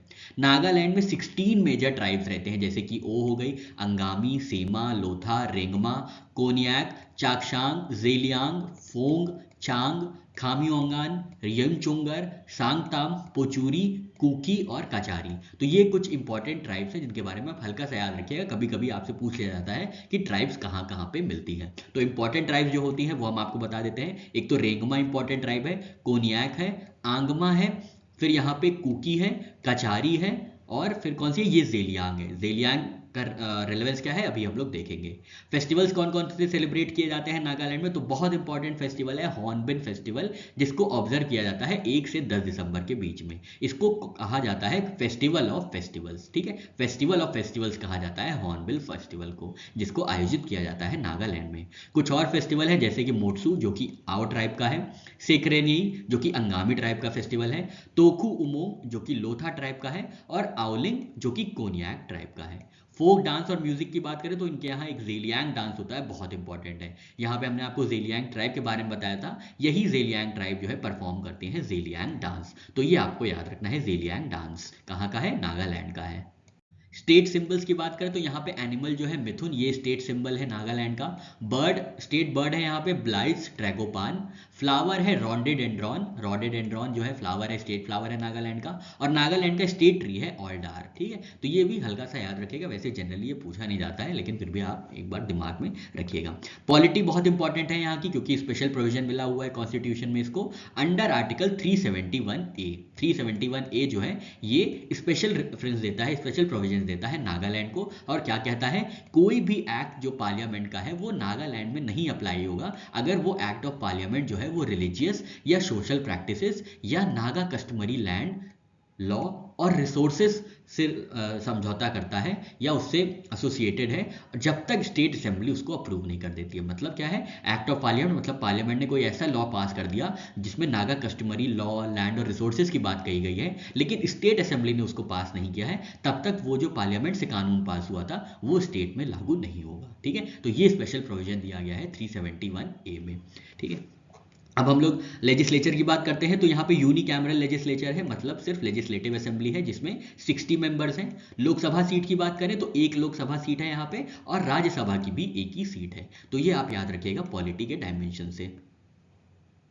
जीआई टैक्स की बात करें नागालैंड की तो बहुत इंपॉर्टेंट है, नागा मिर्चा जिसको भूत जुलकिया भी कहा जाता है। ये मतलब काफी ज्यादा तीखा मिर्चा होता है, नागा किंग चिली के नाम से भी जाना जाता है इसको, इसका नाम है भूत जुलकिया, ठीक है। तो इसको जीआई टैग प्राप्त है। नागा ट्री टोमेटो, ये देखिए नागा के ट्री टोमेटो हैं, इनको जीआई टैग प्राप्त है, जिनको टैमरिल्लो भी कहा जाता है। नागा का स्वीट कुकुम्बर और नागा का कुकुम्बर भी जो है इनको भी जीआई टैग प्राप्त है। और एक बहुत इंपॉर्टेंट है चाकसांग शॉल। चाकसांग हमने देखा था ट्राइब है, तो इसी ट्राइब के द्वारा बनाया जाता है चाकसांग शॉल, जिसको जीआई टैग प्राप्त है, और ये नागालैंड से आते हैं। तो ये आपके सामने ये शॉल है जिसको बनाया जाता है चेंगसांग ट्राइब द्वारा, जो कि नागालैंड में होती है। कल्चरल हेरिटेज की बात करें तो यहाँ पे मोरंग्स होते हैं जो कि ट्राइबल डॉर्मेटरीज होते हैं, बहुत इंपॉर्टेंट है, मोरंग्स इनका नाम है, ट्राइबल डॉर्मेटरीज होते हैं। ट्रेडिशनल लॉग ड्रम्स होते हैं यहाँ पे, डिस्टिंक्टिंग ट्राइबल शॉल्स होती हैं, तो ट्राइबल शॉल हमने देखा चांगसांग शॉल है, ठीक। यूनिक पॉइंट्स नागालैंड के ये है कि इनको लैंड ऑफ फेस्टिवल्स के नाम से भी जाना जाता है, ठीक है। हो सकता है आपसे एग्जाम में यही पूछ ले, भारत के किस राज्य को लैंड ऑफ फेस्टिवल्स के नाम से जाना जाता है, तो ये राज्य है नागालैंड, ठीक है। यहाँ पे मिथुन जो कि स्टेट एनिमल भी है, ये बहुत ज्यादा कल्चरली सिग्निफिकेंट है। अब ज्योग्राफी की बात करते हैं नागालैंड की, तो यहाँ पे सारामती पीक है, ये सबसे ज्यादा हाईएस्ट पीक है, जो कि 3841 मीटर्स की पीक है, सारामती पीक, ठीक है। ये कहाँ पे है, ये आपको यहाँ पे कहीं दिखेगी, नागालैंड और म्यांमार के बॉर्डर पे, यहाँ पे कहीं पे नागालैंड की सारामती पीक है जो कि हाईएस्ट है, ठीक है। तो ये आपको याद रखना है, सारामती पीक जो है ये हाईएस्ट पीक है। कुछ और पीक्स हैं जैसे कि जाम्पू पीक, ये आपको ये बहुत छोटा सा दिख रहा है, ये जाम्पू पीक है। माउंट टेम्पू यहाँ पे पाया जाता है, और पटकाई रेंज पाया जाता है अलोंग इंडो म्यांमार बॉर्डर। ठीक है, यहाँ पे आपको बरेल रेंज मिलेगा, ये पूर्वांचल है, और ये नागा हिल्स है। ठीक है, तो ये कुछ इंपॉर्टेंट यहाँ पे पीक्स हो गई। रिवर्स एंड वाटर बॉडीज की बात करें तो सबसे इंपॉर्टेंट रिवर जो है लार्जेस्ट, वो है दोयांग रिवर। ठीक है, दोयांग रिवर बहुत इंपॉर्टेंट है, और ये है दोयांग रिवर। आपको छोटा होगा, दिख नहीं रहा होगा, पर ये है दोयांग रिवर जो आपको याद रखना है। इसी के ऊपर दोयांग डैम रिजर्वायर भी बना है। ठीक है, तो आपको याद रखना है, डायरेक्टली आपसे यही पूछते हैं मैच द फॉलोइंग में कि दोयांग रिवर किस स्टेट में है। आपको ढेर सारी स्टेट्स दे दी जाएंगी एक तरफ, और दूसरी तरफ आपको डैम्स के नाम दे दिए जाएंगे, और आपको मैच करना होगा। तो दोयांग रिवर कहाँ है? ये दोयांग रिवर जो है ये नागालैंड में है। दोयांग रिवर नागालैंड में है, और इसी पे दोयांग डैम रिजर्वायर भी बना है। ठीक है, एक और इंपॉर्टेंट रिवर है धनसिरी रिवर, जो कि ट्रिब्यूटरी होती है ब्रह्मपुत्र की, ये भी फ्लो करती है नागालैंड में। ठीक है, धनसिरी रिवर। अदर रिवर्स हैं जैसे कि दीखू, मिलाक, तीजू, छाते और लिखाई। ठीक है, ये कुछ इंपॉर्टेंट रिवर्स हैं नागालैंड की। रिजर्वायर्स की बात करें तो सबसे इंपॉर्टेंट रिजर्वायर या डैम हमने देखा Doyang hydro electric power project और तीजू डैम। ठीक है, तीजू डैम भी याद रखिएगा, थोड़ा सा मतलब थोड़ा सा कम पूछा जाने वाला लेकिन इंपॉर्टेंट फैक्ट है। तीजू डैम याद रखिएगा, कहाँ पे पाया जाता है, कहाँ पे बनाया गया है, तो नागालैंड में ये बनाया गया है। लेक्स एंड वाटरफॉल्स की बात करें नागालैंड में तो शिलोई लेक है, बहुत इंपॉर्टेंट है, शिलोई लेक है, और एक जूकू वैली है। कई बार पूछा गया है जूकू वैली के बारे में, अगर आपने प्रीवियस ईयर क्वेश्चंस देखे होंगे तो आपने कई बार देखा होगा जूकू वैली जो है पूछा गया है, ये कौन से स्टेट में लाई करता है। तो जूकू वैली कहाँ लाई करता है? नागालैंड में लाई करता है। कुछ दो इंपॉर्टेंट फॉल्स हैं, एक तो एलिफेंट फॉल्स है और एक चिमेई फॉल्स है, जो कि नागालैंड में लाई करता है। बायोडाइवर्सिटी की बात करें तो यहाँ पे नेशनल पार्क्स और वाइल्ड लाइफ सेंचुरीज भी हैं, और बहुत इंपॉर्टेंट है इंटांकी नेशनल पार्क, जो कि कोहिमा में स्थित है। हमने कोहिमा देखा था, कोहिमा में ही इंटांकी नेशनल पार्क है। फाकिम वाइल्ड लाइफ सेंचुरी नागालैंड में है, जिसको मोकोकचुंग कहा जाता है। ठीक है, फाकिम वाइल्ड लाइफ सेंचुरी कहाँ मिलती है? नागालैंड में मिलती है। नागालैंड में पुली बाजे वाइल्ड लाइफ सेंचुरी भी मिलती है। ठीक है, तो ये तीन इंपॉर्टेंट है, एक नेशनल पार्क है जो इंटांकी नेशनल पार्क, और फाकिम वाइल्ड लाइफ सेंचुरी एंड पुले बाजी वाइल्ड लाइफ सेंचुरी। रंगा पहाड़ रिजर्व फॉरेस्ट भी यहाँ पे पाए जाते हैं। ठीक है, तो यहाँ पे ये पूरी इंडो बर्मा बायोडाइवर्सिटी हॉटस्पॉट का पार्ट है नागालैंड, जहाँ पे ये वाइल्ड लाइफ सेंचुरीज हैं और नेशनल पार्क्स हैं। गवर्नर ऑफ नागालैंड ला गणेशन जी के निधन के बाद गवर्नर का एडिशनल चार्ज किसको दिया गया है नागालैंड के? तो अजय कुमार भल्ला जी हैं, जो कि मणिपुर के गवर्नर हैं, इनको एडिशनल चार्ज दिया गया है नागालैंड का। क्यों दिया गया है? क्योंकि हमने अभी डिस्कस किया कि ये ला गणेशन जी की मृत्यु हो गई थी, जो कि 21वें गवर्नर थे नागालैंड के, उसके बाद से पोजीशन खाली हो गई थी, तो एडिशनल चार्ज जो है गवर्नर का दिया गया है अजय कुमार भल्ला जी को। नेक्स्ट क्वेश्चन की तरफ बढ़ते हैं, जहां पे आपसे पूछा गया है किस राज्य सरकार ने, कौन सी स्टेट गवर्नमेंट ने लेटर ऑफ इंटेंट साइन किया है, किसके साथ?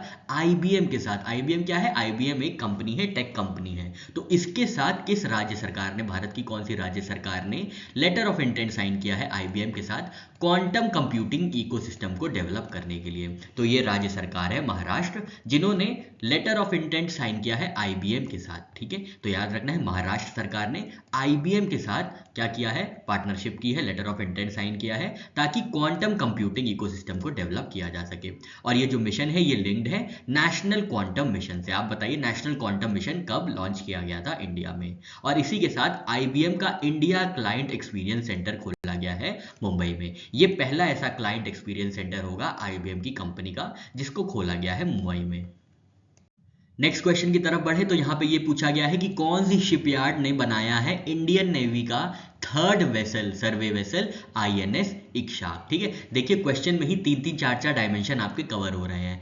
आईएनएस इक्शाक सबसे पहले दिया हुआ है, ये क्या है? ये सर्वे वेसल है। ये क्या करता है? ये ऐसी शिप है जो सर्वे करती है। ठीक है, कौन से नंबर की शिप है? तो थर्ड नंबर की शिप है। तो यहाँ आपको 3 चीजें पता चली। आईएनएस इक्शाक क्या है? तो आईएनएस इक्शाक जो है सर्वे वेसल है, और कौन सी नंबर का सर्वे वेसल है? तो तीसरे नंबर का सर्वे वेसल है। मतलब इससे पहले 2 सर्वे वेसल आ चुके होंगे। ठीक है, तो अभी हम उनके बारे में भी जानकारी लेंगे। तो सबसे पहले आपको ये बताना है, ये जो आईएनएस इक्शाक है, थर्ड सर्वे वेसल है इंडियन नेवी का, इसको कौन से शिपयार्ड ने बनाया है? तो सही आंसर है, इसको बनाया गया है garden reach ship builders and engineers Kolkata द्वारा। ठीक है, तो इंडियन नेवी ने रिसीव किया है अपना थर्ड सर्वे वेसल जिसका नाम है INS इक्शाक या guide.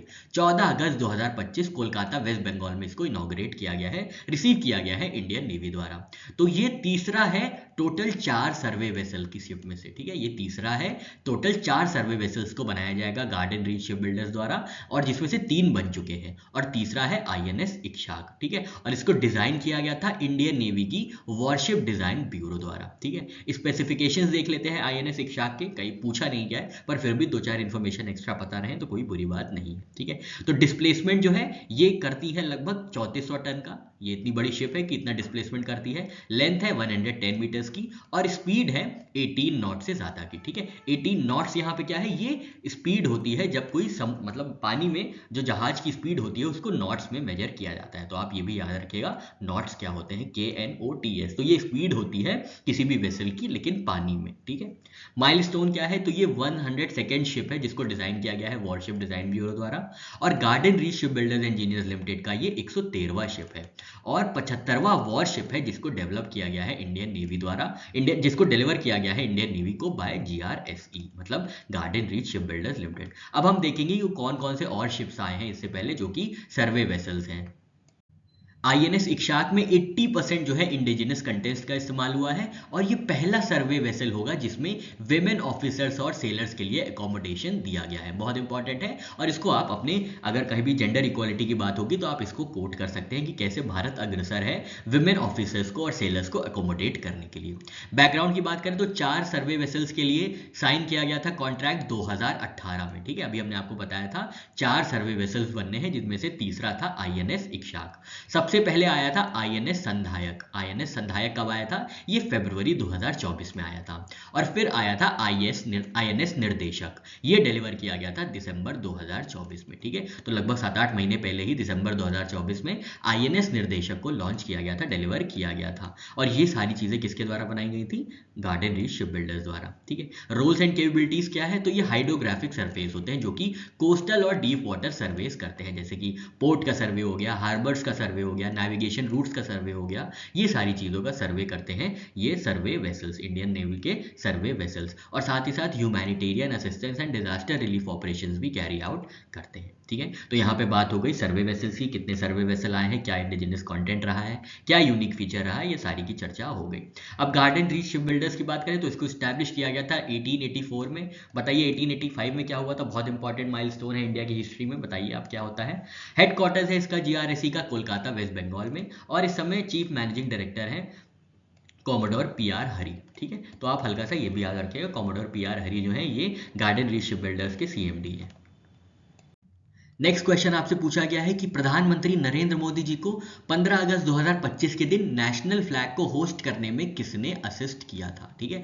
Who assisted PM Modi in hosting national flag on 15 अगस्त 2025। तो इसका सही आंसर है फ्लाइंग ऑफिसर रशिका शर्मा जी थी, जिन्होंने प्रधानमंत्री नरेंद्र मोदी जी को 79th इंडिपेंडेंस डे के सेलिब्रेशन में नेशनल फ्लैग को होस्ट करने में असिस्ट किया था, ठीक है। तो यहाँ पे 15 अगस्त 2025 जो है ये इंडिया का 79th इंडिपेंडेंस डे का सेलिब्रेशन हुआ था 2025 में। कहां पे, रेड फोर्ट न्यू दिल्ली में। ओकेजन क्या था, तो 12 कंसेक्यूटिव बार प्रधानमंत्री नरेंद्र मोदी जी ने इंडिपेंडेंस डे स्पीच दी है, और पीछे छोड़ दिया है 11 बार इंदिरा गांधी जी को, जिन्होंने 11 बार कंसेक्यूटिवली इंडिपेंडेंस डे की स्पीच दी थी रेड फोर्ट में, ठीक है। तो प्रधानमंत्री नरेंद्र मोदी जी सेकंड नंबर पे आ जाते हैं। पहले नंबर पे जवाहरलाल नेहरू जी थे, जिन्होंने 17 बार जो है कंसेक्यूटिव इंडिपेंडेंस डे स्पीच दी है, ठीक है। स्पीच ड्यूरेशन की बात करें तो 103 मिनट की स्पीच थी प्रधानमंत्री नरेंद्र मोदी जी की, जो कि अब तक सबसे लंबी स्पीच है किसी भी प्रधानमंत्री द्वारा, ठीक है। तो ये आप याद रखिएगा, 103 मिनट की लंबी सी स्पीच दी गई थी प्रधानमंत्री नरेंद्र मोदी जी द्वारा। थीम क्या है, तो थीम था नया भारत, विजन ऑफ विकसित भारत बाय 2047, ठीक है। तो ये थीम बहुत इंपॉर्टेंट है। और किसने असिस्ट किया था प्रधानमंत्री नरेंद्र मोदी जी को नेशनल फ्लैग को होस्ट करने में 15 अगस्त 2025 को, ये बहुत इंपॉर्टेंट हो जाता है। फिर नेशनल एंथम की बात करें तो इसको प्ले किया गया था IAF बैंड द्वारा। फ्लावर शावर किया गया था विंग कमांडर विनय पुनिया और विंग कमांडर आदित्य जायसवाल जी द्वारा। स्पेशल पार्टिसिपेशन किया गया था NCC कैडेट्स और माय भारत वॉलंटियर्स द्वारा, जिन्होंने नेशनल एंथम गाया था प्रधानमंत्री नरेंद्र मोदी जी की स्पीच के बाद।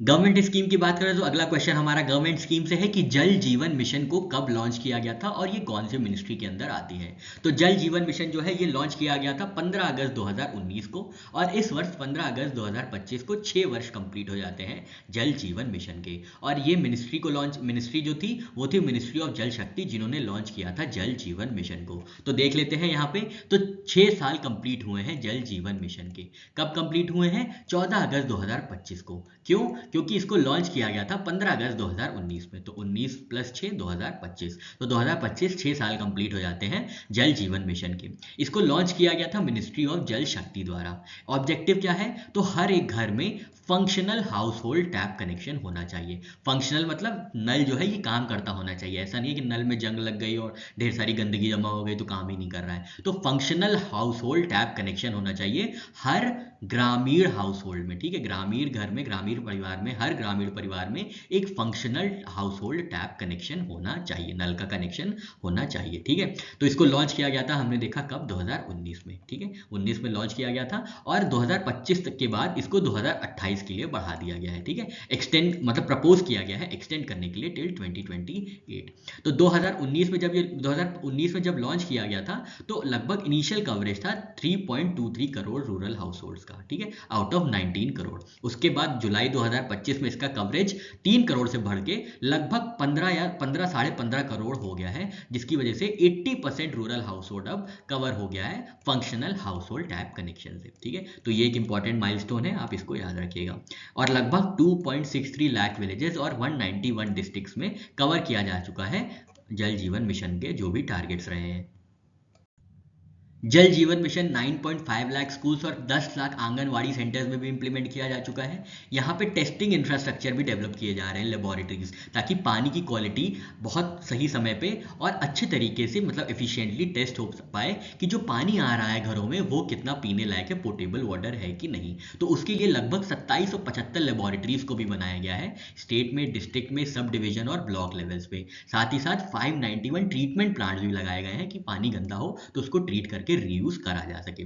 टेक्नोलॉजी का भरपूर इस्तेमाल किया जा रहा है, इंटरनेट ऑफ थिंग्स का इस्तेमाल किया जा रहा है, आधार लिंक डिलीवरी हो रही है, जियो टैगिंग हो रही है जहां जहां पे नल लगाए जा रहे हैं, जीजीएम डैशबोर्ड बनाए गए हैं ताकि रियल टाइम मॉनिटरिंग हो सके, और ऐप भी डेवलप किया जा रहा है। कम्युनिटी अप्रोच भी इसमें फॉलो किया जा रहा है जहां पे SC ST और रिमोट फैमिलीज को ये कनेक्शन ज्यादा जल्दी प्रोवाइड किए जा रहे हैं। इसके अंतर्गत 3 विलेज लेवल इंस्टीट्यूशन भी फॉर्म किए गए हैं, बहुत इंपॉर्टेंट है, याद रखिएगा। Village water and sanitation committee को फॉर्म किया गया है ताकि वाटर एंड सैनिटेशन की अगर कोई भी समस्या है तो ये कमेटी जो है रिड्रेस कर पाए, ठीक है। ये कमेटी जो है जितने भी ग्रीवेंसेज होंगे वाटर एंड सैनिटेशन से संबंधित उनका रिड्रेसल कर पाए, इसके लिए कमिटीज बनाई गए। फिर है विमेन लेड पानी समितिज। विमेन लेड पानी समितिज भी एक जेंडर इक्वालिटी को लाने के लिए एक इनिशिएटिव लिया गया है जल जीवन मिशन के अंतर्गत। और एक प्रोग्राम है जिसका नाम है नल जल मित्र प्रोग्राम, जिसके अंतर्गत स्किल्स प्रोवाइड की जाती है कि कैसे फंक्शनल टैप को जो हाउस होल्ड में फंक्शनल टैप लगे हैं उनको कैसे रनिंग रखा जाए, उनको कैसे एफिशिएंट रखा जाए। तो इसके लिए स्किल ट्रेनिंग दी जाती है कि कैसे नल अच्छे से रखा जाए, बाकी कोई भी सैनिटेशन के ऑपरेशंस कैसे होते हैं, ये सारी चीज़ों के लिए स्किल ऑपरेशन प्रोवाइड किया गया है नल जल मित्र प्रोग्राम के अंतर्गत। तो यहाँ पे हमारा जल जीवन मिशन का जितनी भी डायमेंशन हो सकते थे हमने कंप्लीट किए। नेक्स्ट क्वेश्चन है फास्ट टैग एनुअल पास का जो कॉस्ट है और वैलिडिटी कितनी बताई गई है। तो कॉस्ट रखी गई है 3000 रुपए और वैलिडिटी है 300 टोल क्रॉसिंग की, जो भी जल्दी आ जाए। तो 15 अगस्त 2025 को लॉन्च किया गया है fast tag annual pass national highway authority of India द्वारा। इससे क्या होगा? टोल पेमेंट सिंप्लीफाई होंगे। आजकल आए दिन हम लोग वीडियो देखते हैं कि कैसे टोल वाले और ट्रैवलर्स जो होते हैं, पैसेंजर्स जो होते हैं, बहुत ज़्यादा लड़ाई झगड़ा करते रहते हैं। तो उन चीज़ों को बचाने के लिए ये नेशनल पास लाया गया है, एनुअल पास लाया गया है, फास्टैग एनुअल पास, ठीक है। इसकी एलिजिबिलिटी क्या है? जितने भी नॉन कमर्शियल व्हीकल ओनर्स हैं उनके लिए ये फास्टैग अवेलेबल होगा, कमर्शियल व्हीकल्स के लिए नहीं, सिर्फ नॉन कमर्शियल व्हीकल्स के लिए ये उपलब्ध कराया जाएगा जो है फास्टैग एनुअल पास। इसका एक्टिवेशन होगा राजमार्ग यात्रा ऐप से या NHAI की वेबसाइट से। कॉस्ट एंड वैलिडिटी की बात करें तो 3000 रुपए का पूरा टॉपअप किया जाएगा। तो 3000 रुपए जैसे ही खत्म हो जाता है तो वैसे फास्टैग का एनुअल पास खत्म हो जाएगा 1 साल में। या अगर 200 टोल क्रॉसिंग्स आ जाती है पहले, मतलब पहले 3000 रुपए खत्म होने से पहले 200 टोल क्रॉसिंग्स जो है पास कर दी चुकी हैं फास्टैग एनुअल पास की मदद से, तब ये समाप्त हो जाएगा, इसकी वैलिडिटी तब खत्म हो जाएगी। तो या तो 3000 रुपए पहले खत्म हो जाए है, या तो 200 टोल क्रॉसिंग्स की जो लिमिट है वो क्रॉस हो जाए, तो जो भी पहले क्रॉस हो जाएगी उसके बाद से एनुअल पास जो है फास्टैग का वो इनवैलिड हो जाएगा। ठीक है, कवरेज क्या है, तो लगभग 1150 टोल प्लाजाज कवर किए जाएंगे जो भी नेशनल हाईवेज और एक्सप्रेसवेज में है। तो ये बात हो गई फास्टैग के एनुअल पास की। नेक्स्ट क्वेश्चन देखते हैं, तो किस फिल्म के 50 वर्ष कंप्लीट होने पे इंडिया पोस्ट ने स्पेशल पोस्ट कार्ड्स जारी किया है? तो ये फिल्म है शोले, जिसके 50 वर्ष कंप्लीट हुए हैं। हमको पता है ज़्यादातर लोग शोले के बारे में जानते ही होंगे, पर शोले का जो सबसे बेहतरीन चीज़ थी हमको जो लगी, मतलब बाकी तो सब अच्छी चीज़ थी, उस समय की स्टोरी टेलिंग वेलिंग एकदम बढ़िया थी, स्टार कास्ट बहुत अच्छी थी, अमिताभ बच्चन, धर्मेंद्र साहब, बड़े बड़े लोग थे उसमें, हेमा मालिनी जी थी, जया बच्चन जी थी, ये सब बड़े बड़े लोग थे। पर जो सबसे अच्छी चीज़ जो याद रहती है शोले की, वो आप भी समझते होंगे, वो गाना था ये दोस्ती हम नहीं तोड़ेंगे। मतलब किशोर कुमार साहब ने और मन्ना डे साहब ने क्या बेहतरीन तरीके से गाया था। मतलब आज के ज़माने में ऐसा कोई गाना शायद ही मैच कर पाए उस समय के गाने को जो लिखा गया था। उसमें सबसे अच्छी 2-3 लाइनें हैं, जान पे भी खेलेंगे, तेरे लिए ले लेंगे सबसे दुश्मनी। ये दोस्ती का एसेंस था जो उस समय का था। अभी भी है, अभी भी हम लोग बहुत अच्छे दोस्त हैं, आपके बहुत अच्छे दोस्त हैं, पर लिखने का जो एक लहजा होता है, लिखने की एक जो समझ होती है और दूसरों तक पहुंचाने का जो एक एसेंस होती है, वो इस गाने में बहुत बखूबी से लिखी गई थी। और गाने की तो कोई बात ही नहीं है कि किशोर कुमार साहब और मन्ना डे साहब ने क्या बेहतरीन तरीके से, आर डी बर्मन साहब, राहुल देव बर्मन साहब थे उस समय, बेहतरीन लिरिसिस्ट लिखे गए थे, बेहतरीन गायक थे, तो ये बहुत अच्छी बात थी। तो खैर अपने क्वेश्चन पे आते हैं। तो शोले के 50 वर्ष कंप्लीट होने पे India post Maharashtra postal circle ने निकाला है, याद रखिएगा, इंडिया पोस्ट के महाराष्ट्र पोस्टल सर्कल ने जारी किया है स्पेशल पोस्ट कार्ड्स। किसकी एनिवर्सरी पे? 50th एनिवर्सरी, यानी गोल्डन जुबली शोले के बनने पे। शोले जो थी ये बनी थी 15 अगस्त 1975 को, मतलब 15 अगस्त 1975 को रिलीज की गई थी, और आज 50 वर्ष कंप्लीट हुए हैं 15 अगस्त 2025 में, और इसी उपलक्ष्य में महाराष्ट्र पोस्टल सर्कल ने स्पेशल पोस्ट कार्ड्स जारी किए हैं। नेक्स्ट क्वेश्चन है इंडियन इकोनॉमी से, तो इंडिया का मर्चेंडाइज एक्सपोर्ट्स कितना राइज हुआ है, कितना बढ़ा है जुलाई 2025 में, ये आपको परसेंटेज वैल्यू बतानी है और एक्सपोर्ट वैल्यू दोनों ही बतानी है। मर्चेंडाइज एक्सपोर्ट्स क्या होता है, तो कुछ नहीं, वही गुड्स होते हैं, फार्मास्यूटिकल गुड्स हो गए, जेम्स एंड ज्वेलरी गुड्स हो गए, या इलेक्ट्रॉनिक गुड्स हो गए, इन्हीं की एक बास्केट को पूरे को मर्चेंडाइज कहा जाता है। ठीक है, तो परेशान होने वाली कोई बात नहीं है। तो यहाँ पे आपको बताना था कितना परसेंटेज ग्रो किया है, तो ये ग्रो किया है 7.3% से, और इसकी जो एब्सोल्यूट वैल्यू है वो है 37.24 बिलियन डॉलर्स की। तो इतना एक्सपोर्ट किया गया है इंडिया में जुलाई 2025 में। ठीक है, यहाँ पे देख लेते हैं, मर्चेंडाइज एक्सपोर्ट्स जो है ये बढ़ा है 7.3% ईयर ऑन ईयर पे, मतलब जो 2024 में जुलाई में जो एक्सपोर्ट हुआ था उससे 7.3% ज्यादा एक्सपोर्ट किया है इंडिया ने जुलाई 2025 में, और इसकी एब्सोल्यूट वैल्यू क्या है, 37.24 बिलियन डॉलर्स, ये हमने देखा। एक्सपोर्ट सेक्टर स्ट्रॉन्ग कौन कौन से हैं, जैसे इंजीनियरिंग गुड्स हो गए, जेम्स एंड ज्वेलरी हो गई, इलेक्ट्रॉनिक्स हो गए, pharmaceuticals, organic and inorganic chemicals. ठीक है, इलेक्ट्रॉनिक्स जो है सबसे ज़्यादा स्ट्रॉन्ग परफॉर्मेंस दी है, जिन्होंने ग्रो किया है बाय 34%। जुलाई 2024 में हमने बताया ईयर ऑन ईयर ग्रोथ देखी थी, तो जुलाई 2024 में जो है इलेक्ट्रॉनिक्स का जो एक्सपोर्ट हुआ था वो 2.81 बिलियन डॉलर्स का हुआ था, जो कि बढ़ के जुलाई 2025 में हुआ है, एक साल बाद, 3.77 बिलियन डॉलर्स का। तो 34% की ग्रोथ हुई है इलेक्ट्रॉनिक्स में। इंपोर्ट भी बढ़ा है, और इंपोर्ट ज़्यादा ही बढ़ा है, 8.6% का इंपोर्ट बढ़ा है, मतलब एक्सपोर्ट 7.3% है और इंपोर्ट 8.6% है, तो कितना 1.3% का जो है ट्रेड डेफिसिट होगा, और ट्रेड डेफिसिट की वैल्यू कितनी है, तो 27.35 बिलियन। कैसे हुई है, ये इंपोर्ट यहाँ पे दिया है 64 बिलियन डॉलर का इंपोर्ट हुआ है, एक्सपोर्ट कितना है 37, आप इंपोर्ट को एक्सपोर्ट से माइनस करेंगे तो ट्रेड डेफिसिट आ जाएगा, मतलब हम ज़्यादा इंपोर्ट कर रहे हैं और ज़्यादा इंपोर्ट कर रहे हैं, कम एक्सपोर्ट कर रहे हैं। ठीक है, 64 बिलियन डॉलर्स की चीज़ें हमने खरीदी और 37 बिलियन डॉलर की ही चीज़ें हमने बेची, तो क्या हुआ, ज़्यादा खरीदी कम बेची, तो मतलब ट्रेड डेफिसिट हो गया ना, इसी को ट्रेड डेफिसिट कहते हैं। और ट्रेड डेफिसिट कितना है, लगभग 27.35 बिलियन डॉलर्स है, जो कि पिछले 8 महीनों में हाईएस्ट है। ठीक है, तो ये कुछ डेटा इंपॉर्टेंट है, आप याद रखिएगा। नेक्स्ट क्वेश्चन है, इंडिया का इलेक्ट्रॉनिक्स एक्सपोर्ट्स कितना ग्रो किया है फर्स्ट क्वार्टर ऑफ 25-26 में, और इनकी वैल्यू क्या थी, तो इंडिया का इलेक्ट्रॉनिक एक्सपोर्ट्स ग्रो किया है by 47%, year on year growth है, रीचिंग 12.4 बिलियन डॉलर्स। तो ये आपको याद रखना है, ये फर्स्ट क्वार्टर का परफॉर्मेंस है 25-26 का, जहां पे 12.4 बिलियन का एक्सपोर्ट्स किया गया है इलेक्ट्रॉनिक्स का, ठीक है। और ये पिछले साल से 47% ग्रोथ की गई है।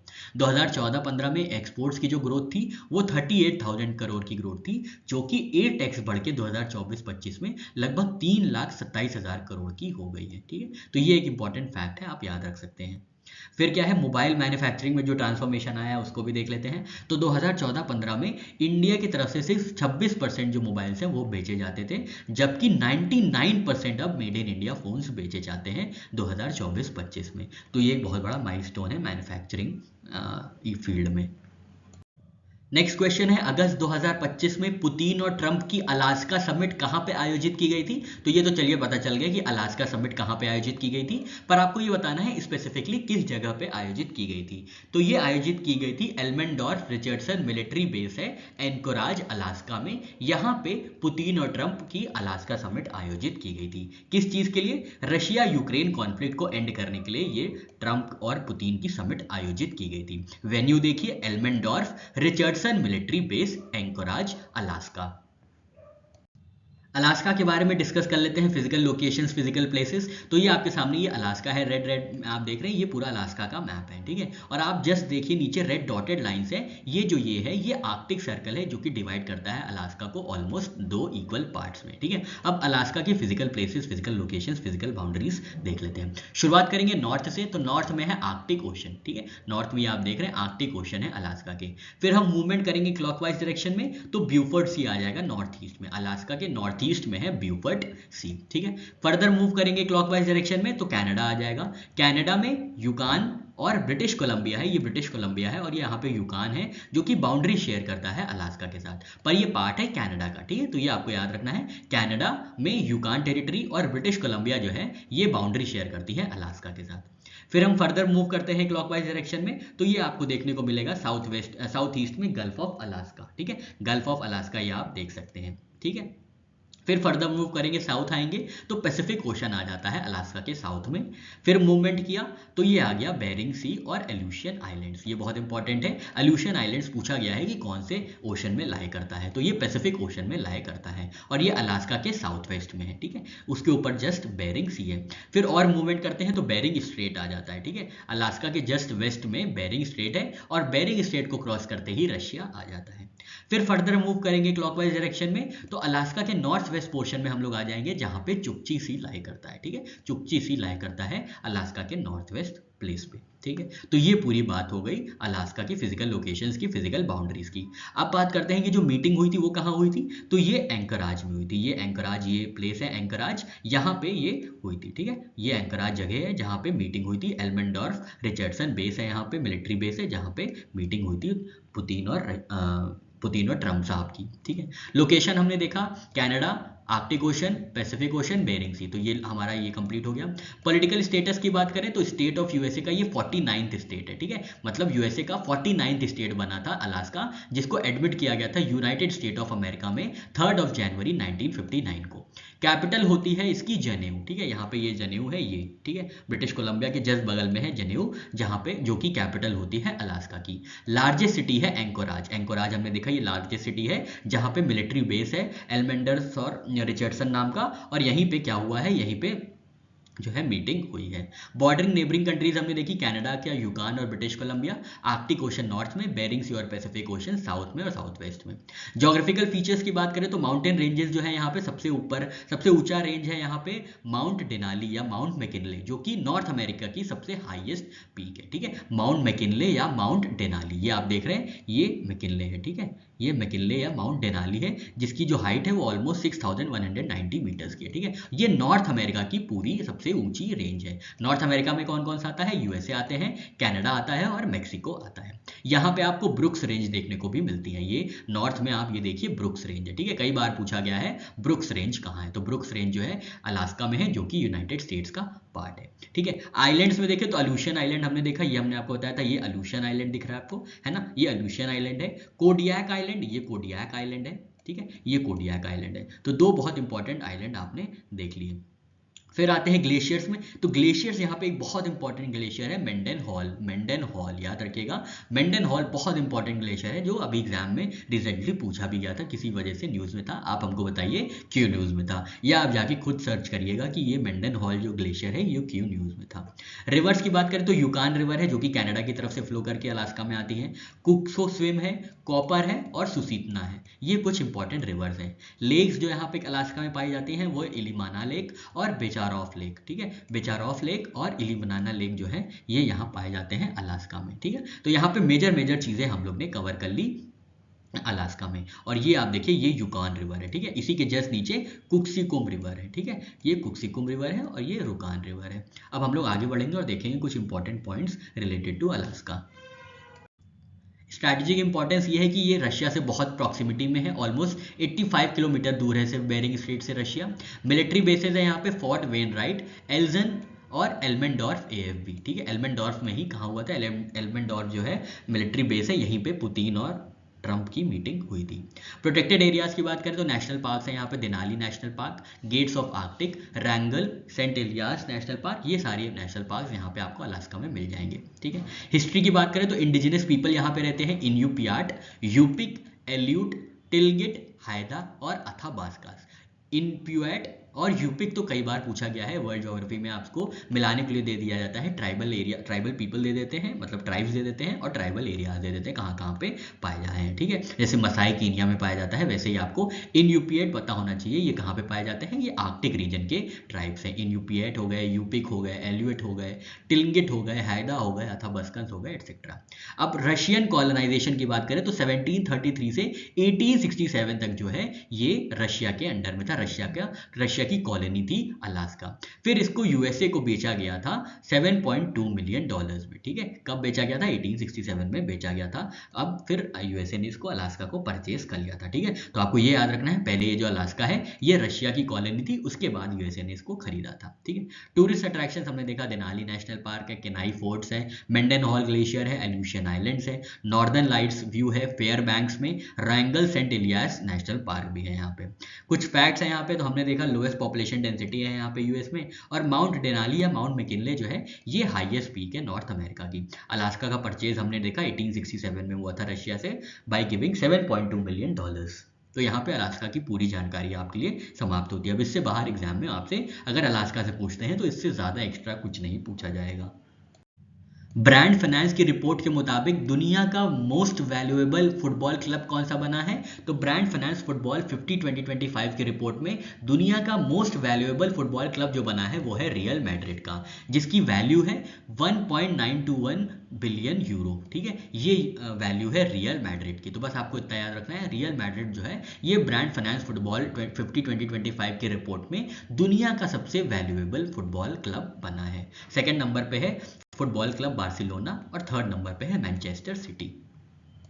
अगस्त 2025 में इंडिया के फॉरेक्स रिजर्व लेवल कितने हुए हैं, फॉरेन एक्सचेंज रिजर्व लेवल कितने हुए हैं 2025 तक, तो ये हुए हैं 693.62 बिलियन डॉलर्स। आपको याद रखना है 8 अगस्त के खत्म होने तक इंडिया का जो फॉरेक्स रिजर्व लेवल है, फॉरेन एक्सचेंज का जो लेवल है वो हो गया है 693.62 बिलियन डॉलर्स का, ठीक है। अब हम देखते हैं कि फॉरेक्स रिजर्व में क्या क्या आता है। तो फॉरेन करेंसी एसेट्स आते हैं, गोल्ड रिजर्व्स आते हैं, स्पेशल ड्राइंग राइट्स आते हैं जो कि आईएमएफ देते हैं, और एक रिजर्व पोजीशन होती है आईएमएफ के साथ, वो फॉरेक्स एक्सचेंज का पार्ट होते हैं, ठीक है। तो आपको ये 4 चीजें याद रखनी है। कई बार पूछा गया है कि फॉरेक्स रिजर्व्स में, फॉरेन एक्सचेंजेस में क्या क्या कंपोनेंट होते हैं, तो फॉरेन करेंसी एसेट्स होते हैं, गोल्ड रिजर्व्स होते हैं, स्पेशल ड्राइंग राइट्स होते हैं, और रिजर्व पोजीशन होती है आईएमएफ के साथ, ठीक है। तो ये 4 कंपोनेंट्स होते हैं फॉरेक्स रिजर्व्स की। सबसे ज्यादा अभी तक फॉरेक्स रिजर्व कब हुआ था, सितंबर 2024 में हुआ था, जब इंडिया के पास 704.885 बिलियन डॉलर का फॉरेक्स रिजर्व्स इकट्ठा हो गया था। और करंट स्टेटस क्या है, तो करंट स्टेटस हमने देखा 693.62 बिलियन डॉलर्स की है, ठीक है। तो ये बात हो गई फॉरेक्स रिजर्व्स लेवल की इंडिया के। नेक्स्ट क्वेश्चन है, अगस्त 2025 में भारत ने कितना रशियन ऑयल इंपोर्ट किया है और इसका टोटल शेयर कितना है इंडिया के इंपोर्ट में रशियन ऑयल का?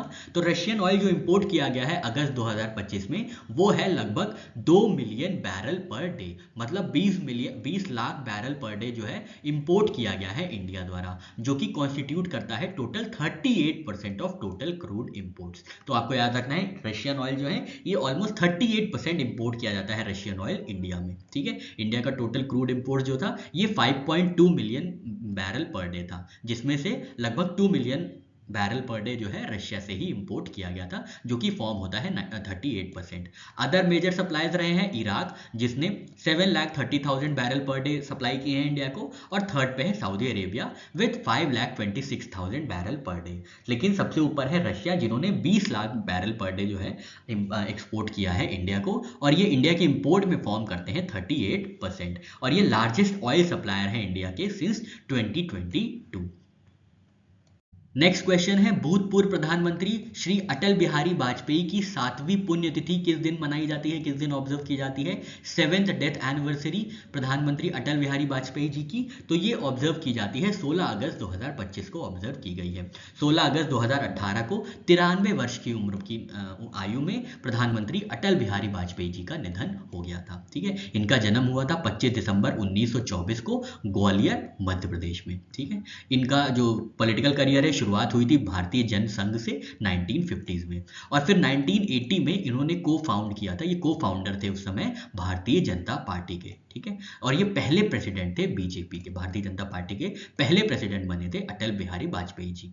प्राइम मिनिस्टर के टेन्योर की बात करें तो 3 बार ये प्राइम मिनिस्टर रहे हैं। एक बार सिर्फ 13 दिन के लिए बने थे 1996 में, फिर 13 महीने के लिए बने थे 1998 से 1999 में, और फिर 1999 में ही 2004 तक इन्होंने फुल टर्म अपना पूरा किया था। तो 3 बार ये प्रधानमंत्री बने थे भारत के, ठीक है। मेजर अचीवमेंट्स की बात करें तो पोखरण 2 न्यूक्लियर टेस्ट जो 1998 में हुआ था राजस्थान में, वो इन्हीं की प्राइम मिनिस्टरशिप में हुआ था। गोल्डन क्वाड्रिलेटरल जो है इन्हीं के टाइम में इनॉग्रेट किया गया था। प्रधानमंत्री ग्राम सड़क योजना 2000 में शुरू की गई थी, इन्हीं के कार्यकाल में शुरू की गई थी।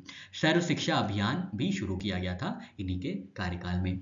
लाहौर बस डिप्लोमेसी 1999 भी जारी की गई थी इन्हीं के कार्यकाल में, जहां पे पीस टॉक्स या शांति वार्ता शुरू की गई थी पाकिस्तान से। तो ये सारे इंपॉर्टेंट जो माइलस्टोन्स हैं, अचीवमेंट्स हैं, ये सारे प्रधानमंत्री अटल बिहारी वाजपेयी जी के कार्यकाल में ही संपन्न किए गए थे। इनको भारत रत्न से सम्मानित किया गया था 2015 में, और पद्म विभूषण से सम्मानित किया गया था इनको 1992 में, ठीक है। 25 दिसंबर को हर वर्ष गुड गवर्नेंस डे सेलिब्रेट किया जाता है, जिस दिन इनका जन्मदिन होता है, ठीक है। तो गुड गवर्नेंस डे इन्हीं लीडर को सेलिब्रेट करने के लिए, अटल बिहारी वाजपेयी जी को की याद में सेलिब्रेट किया जाता है, इसीलिए गुड गवर्नेंस डे भी मनाया जाता है, क्योंकि इनकी जो छवि थी बहुत ही साफ थी, स्नेहिल छवि थी, जिसकी वजह से गुड गवर्नेंस डे इनके बर्थडे के दिन ही रखा गया है। तो ये कुछ बातें थी आपको याद रखनी है भूतपूर्व प्रधानमंत्री अटल बिहारी वाजपेयी जी के बारे में। नेक्स्ट क्वेश्चन है, प्लास्टिक्स की जगह बायोडिग्रेडेबल ऑल्टरनेटिव्स को प्रोवाइड करने के लिए आईआईटी गुवाहाटी ने कौन सी रेलवे जोन के साथ पार्टनरशिप की है? तो north eastern frontier railway Guwahati के ही साथ आईआईटी गुवाहाटी ने पार्टनरशिप की है, ताकि बायोडिग्रेडेबल अल्टरनेटिव्स को प्रोवाइड किया जा सके प्लास्टिक्स की जगह, ठीक है। Eco friendly green bed roll को प्रोवाइड किया जा सके ट्रेन में, ना कि प्लास्टिक रोल्स को, जिसकी वजह से पोल्यूशन होता है। तो ये जो पार्टनरशिप हुई है ये 16 अगस्त 2025 को नॉर्थ ईस्टर्न फ्रंटियर रेलवे जो कि गुवाहाटी में ही है और आईआईटी गुवाहाटी के बीच हुआ है। ग्लोबल ब्रांड लिस्ट की टॉप ब्रांड 2025 की लिस्ट में कौन सी कंपनी ने टॉप किया है? तो ग्लोबल ब्रांड लिस्ट की टॉप कंपनी जो बनी है वो बनी है माइक्रोसॉफ्ट। याद रखना है, टॉप ब्रांड 2025 ग्लोबल ब्रांड्स की लिस्ट में नंबर 1 पे है माइक्रोसॉफ्ट, सेकंड पे है एनवीडिया और थर्ड पे है एप्पल। ये जो लॉन्च की गई थी ये रिपोर्ट, ये 19th China brand festival Shenzhen China में लॉन्च की गई थी, जिसके मुताबिक माइक्रोसॉफ्ट जो है ये टॉप ब्रांड है 2025 की ग्लोबल ब्रांड लिस्ट में। किस फिल्म ने बेस्ट फिल्म और बेस्ट डायरेक्टर का अवार्ड जीता है Indian film festival of Melbourne 2025 में? तो ये फिल्म है Homebound by Neeraj Ghaywan. Homebound Neeraj Ghaywan की जो फिल्म है, इनको बेस्ट फिल्म और बेस्ट डायरेक्टर का अवार्ड मिला है। 15 अगस्त 2025 को इनको ये सम्मान प्राप्त हुआ था Indian film festival of Melbourne Australia 2025 में, ठीक है। मेजर विनर कौन रही है, कौन सी बेस्ट फिल्म रही है? तो अभी हमने देखा होम बाउंड। इसके डायरेक्टर कौन रहे हैं? तो नीरज गवायन जी इसके बेस्ट बेस्ट डायरेक्टर रहे हैं, ठीक है। तो मेजर फिल्म मतलब बेस्ट फिल्म और बेस्ट डायरेक्टर है नीरज गवायन और इनकी मूवी है होम बाउंड, दोनों को ही अवार्ड से सम्मानित किया गया है। और यही क्लोजिंग फिल्म ऑफ फेस्टिवल भी रही है होम बाउंड 24 अगस्त 2025 को, ठीक है। फिल्म की थीम कोई जरूरत नहीं है इतना ज्यादा, कास्ट देख लीजिए, ईशान खट्टर है, विशाल जेठवा है और जानवी कपूर है होम बाउंड में। और इसको डायरेक्ट किस द्वारा किया गया है, नीरज गवायन जी द्वारा डायरेक्ट किया गया है, जिसको Indian film festival of Melbourne में सम्मान मिला है। जनवरी 2025 में ई जागृति नाम का प्लेटफॉर्म लॉन्च किया गया था। क्यों लॉन्च किया गया था? ताकि एक यूनिफाइड डिजिटल प्लेटफॉर्म प्रोवाइड किया जा सके कंज्यूमर ग्रीवेंस रिडर्सल के लिए, ठीक है। कंज्यूमर ग्रीवेंस रिडर्सल के लिए ई जागृति प्लेटफॉर्म लॉन्च किया गया था। और इसी की मदद से क्या हुआ है, 10 राज्यों ने और national consumer dispute resolution commission ने अचीव किया है 100% केस डिस्पोजल रेट, ठीक है। 100% केस डिस्पोजल रेट मतलब 100% केसेस का डिस्पोज ऑफ हुआ है कंज्यूमर ग्रीवेंस से रिलेटेड, ठीक है। और जो डिस्पोजल रेट है वो है 122%। इसमें सबसे ज्यादा जो तेजी से जिसने काम किया है जिस राज्य ने, वो है तमिलनाडु, जिसने 277% जो केसेस रिलेटेड है कंज्यूमर डिस्प्यूट से उनको सॉल्व किया है। सेकंड पे है राजस्थान, और ऐसे पूरी लिस्ट है, आप देख सकते हैं, ठीक है। और इसके लिए प्लेटफॉर्म जो इन्वॉल्व किया गया था वो ई जागृति था, जिसको 1 जनवरी 2025 को लॉन्च किया गया था, ठीक है। तो कंज्यूमर जस्टिस को फुलफिल करने के लिए, ईजी करने के लिए, एफिशिएंट बनाने के लिए ये ई जागृति प्लेटफॉर्म लॉन्च किया गया था, जो कि बहुत ही एफिशिएंटली काम कर रहा है। और एनसीडीआरसी मतलब national commission on dispute of resolution commission ने जो डिस्पोजल रेट है इनका, ये 122% हो गया है। नेक्स्ट क्वेश्चन है, एशिया पैसिफिक इकोनॉमिक कोऑपरेशन का हेडक्वार्टर्स किस जगह पे स्थित है? तो हेडक्वार्टर्स है सिंगापुर में, याद रखना है, सिंगापुर में है एशिया पैसिफिक इकोनॉमिक कोऑपरेशन का हेडक्वार्टर्स, ठीक है। इसको स्टैब्लिश किया गया था 1989 में। एशिया पैसिफिक इकोनॉमिक कोऑपरेशन को स्टैब्लिश किया गया था 1989 में। फाउंडिंग मेंबर्स कौन कौन से थे 1989 में? Australia, Brunei Darussalam, Canada, Indonesia, Japan, Korea, Malaysia, New Zealand, Philippines, Singapore, Thailand और यूनाइटेड स्टेट्स। एकमात्र ऐसा ये बॉडी है जहां पे चाइना और यूनाइटेड स्टेट्स दोनों हैं। अभी हम देखेंगे 1991 में इसने चाइना ने इन्हें ज्वाइन किया था, ठीक है। पर इंडिया पार्ट नहीं है, ठीक है। टोटल मेंबरशिप जो है 21 है, जिसमें इंडिया नहीं है। इसमें रशिया है, चिली है, पापुआ न्यू गिनी है, मेक्सिको है, चाइना है, चाइनीज तैपेई है, यूनाइटेड स्टेट्स है, ऑस्ट्रेलिया है, पर इंडिया नहीं है। इंडिया का स्टेटस क्या है? अप्लाई किया गया था 1993 में और 2007 में, पर मेंबरशिप नहीं मिल पाई थी, ठीक है। क्योंकि ये बोला जाता है कि एशिया पैसिफिक का पार्ट नहीं है इंडिया, ठीक है। मतलब एशिया में है पर पैसिफिक वाला जो इकोनॉमिक कोऑपरेशन वाला फ्रेमवर्क है उसमें पार्ट नहीं है, इसलिए इंडिया को पूरी तरीके से फुल मेंबरशिप नहीं दी गई है। और तो इंडिया क्या है? ऑब्जर्वर है सिंस 2011। और आपको याद रखना है, एशिया पैसिफिक का इकोनॉमिक कोऑपरेशन का जो हेडक्वार्टर्स है वो सिंगापुर में है। इसको स्टैब्लिश किया गया था 1989 में, और फाउंडिंग अभी टोटल जो मेंबर्स हैं वो 21 मेंबर्स हैं। राष्ट्रपति भवन में पुलमेरिया गार्डन, बैनियन ग्रूव और बैबलिंग ब्रूक का उद्घाटन, इनॉग्रेशन किसके द्वारा किया गया है? तो प्रेसिडेंट द्रौपदी मुर्मू जी द्वारा इन तीनों चीज का इनॉग्रेशन किया गया है। क्या क्या है? पुलमेरिया गार्डन, बैनियन ग्रूव और बैबलिंग ब्रूक। राष्ट्रपति भवन में इसका इनॉग्रेशन किया गया है 18 अगस्त 2025 को प्रेसिडेंट द्रौपदी मुर्मू जी द्वारा, ठीक है। इसका उल्टा आपसे ये पूछ सकते हैं कि पुलमेरिया गार्डन, बैनियन ग्रूव और बैबलिंग ब्रूक जो है ये कहाँ पे अभी हाल में ही इनॉग्रेट किया गया है? तो आपको ऑप्शन दे सकते हैं, राष्ट्रपति भवन, पार्लियामेंट, या कोई और भी महत्वपूर्ण जगह, सेक्रेटेरिएट, कुछ भी दे सकते हैं आपको कंफ्यूज करने के लिए। तो आपको याद रखना है ये सारी चीजें राष्ट्रपति भवन में इनॉग्रेट की गई हैं। नेक्स्ट क्वेश्चन है, इंडिया के 79th इंडिपेंडेंस डे पे पहली बार यूनाइटेड स्टेट्स के किस जगह पे इंडियन ट्राई कलर को होस्ट किया गया था? तो ये है सियाटल के स्पेस नीडल में 79th इंडिपेंडेंस डे पे पहली बार झंडा फहराया गया था, ठीक है। First time a foreign national flag was hosted at Space Needle. Space Needle कहाँ है? तो ये सियाटल में है, ठीक है। स्पेस नीडल सियाटल यूएसए में पहली बार इंडिया का झंडा फहराया गया है। कौन से उपलक्ष्य में? 79th इंडिपेंडेंस डे के उपलक्ष्य में स्पेस नीडल सियाटल यूएसए में ये झंडा फहराया गया है, जो कि 605 फीट लंबा था, ठीक है। 605 फीट लंबा था स्पेस नीडल, वहां पे ये झंडा फहराया गया है। कौन सा देश पहली बार Asian Open short track speed skating trophy 2025 organise करेगा, होस्ट करेगा? तो ये कंट्री है इंडिया, जो कि पहली बार 20 अगस्त से 23 अगस्त 2025 के बीच में Asian Open short track speed skating trophy 2025 आयोजित करेगा। कहां पे आयोजित करेगा? उत्तराखंड में आयोजित करेगा 20 से 23 अगस्त 2025 के बीच में पहली बार इंडिया होस्ट करेगा ये ट्रॉफी। ठीक है, ऑर्गेनाइजर कौन है? Ice Skating Association of India. कौन से डिसिप्लिन है? तो शॉर्ट ट्रैक की स्पीड स्केटिंग। ठीक है, short track speed skating organize की जाएगी। इसमें 9 रेस कैटेगरीज होंगी, 222 मीटर से 5000 मीटर रिले तक। ठीक है, 9 रेस कैटेगरीज होंगी। पार्टिसिपेशन नेशंस कौन कौन से होंगे? तो एशियन नेशंस होंगे, China, Japan, Hong Kong, Indonesia, Singapore, Thailand, Chinese Taipei, Vietnam, Malaysia, Philippines and India. ठीक है, इंडिया ऑब्वियसली पार्ट लेगी क्योंकि इंडिया तो होस्ट ही कर रही है। तो आपको ये बहुत अच्छे से याद रखना है, उत्तराखंड में आयोजित किया जाएगा। नेक्स्ट क्वेश्चन है, Quantbox Chennai grand masters 2025 chess tournament किसने जीता है? बहुत इंपॉर्टेंट है, याद रखिएगा। Quantbox Chennai grand master 2025 chess tournament जीता गया है German grand master Vincent Keymer ji द्वारा। अरे सॉरी, विंसेंट केमार जी द्वारा, माफ कीजिएगा, ये कुमार हो गया। तो विंसेंट केमर जी द्वारा ये quant box Chennai grand masters जीता गया है। ठीक है, तो ये है विंसेंट केमर जर्मनी के, जिन्होंने quant box Chennai grand masters 2025 जीता है। किसको हरा के? नीदरलैंड्स के जॉर्डन वैन फॉरेस्ट को हरा के। ठीक है, इनके साथ ड्रॉ कर लिया था और उसके बाद पॉइंट्स ज्यादा थे विंसेंट केमर के, तो वो जीत गए हैं। ठीक है, किसके साथ ड्रॉ करके? जॉर्डन वैन फॉरेस्ट, जो कि नीदरलैंड से आते हैं। इनको ड्रॉ करा के कौन बॉक्स चेन्नई ग्रैंड मास्टर्स जीता गया है जर्मनी के विंसेंट केमर जी द्वारा। 2025 की एनुअल जनरल मीटिंग में किसको यूनानिमसली अपॉइंट किया गया है, नियुक्त किया गया है डायरेक्टर ऑफ टाटा सन्स के पद पे? तो ये है नोएल एन टाटा जी, जिनको डायरेक्टर के पद पे नियुक्त किया गया है टाटा सन्स में। ठीक है, तो Tata Sons 2025 annual general meeting हुई थी 14 अगस्त 2025 को, जहां पे नोएल एन टाटा जी को अप्रूव किया गया है एज डायरेक्टर। ठीक है, director of Tata sons.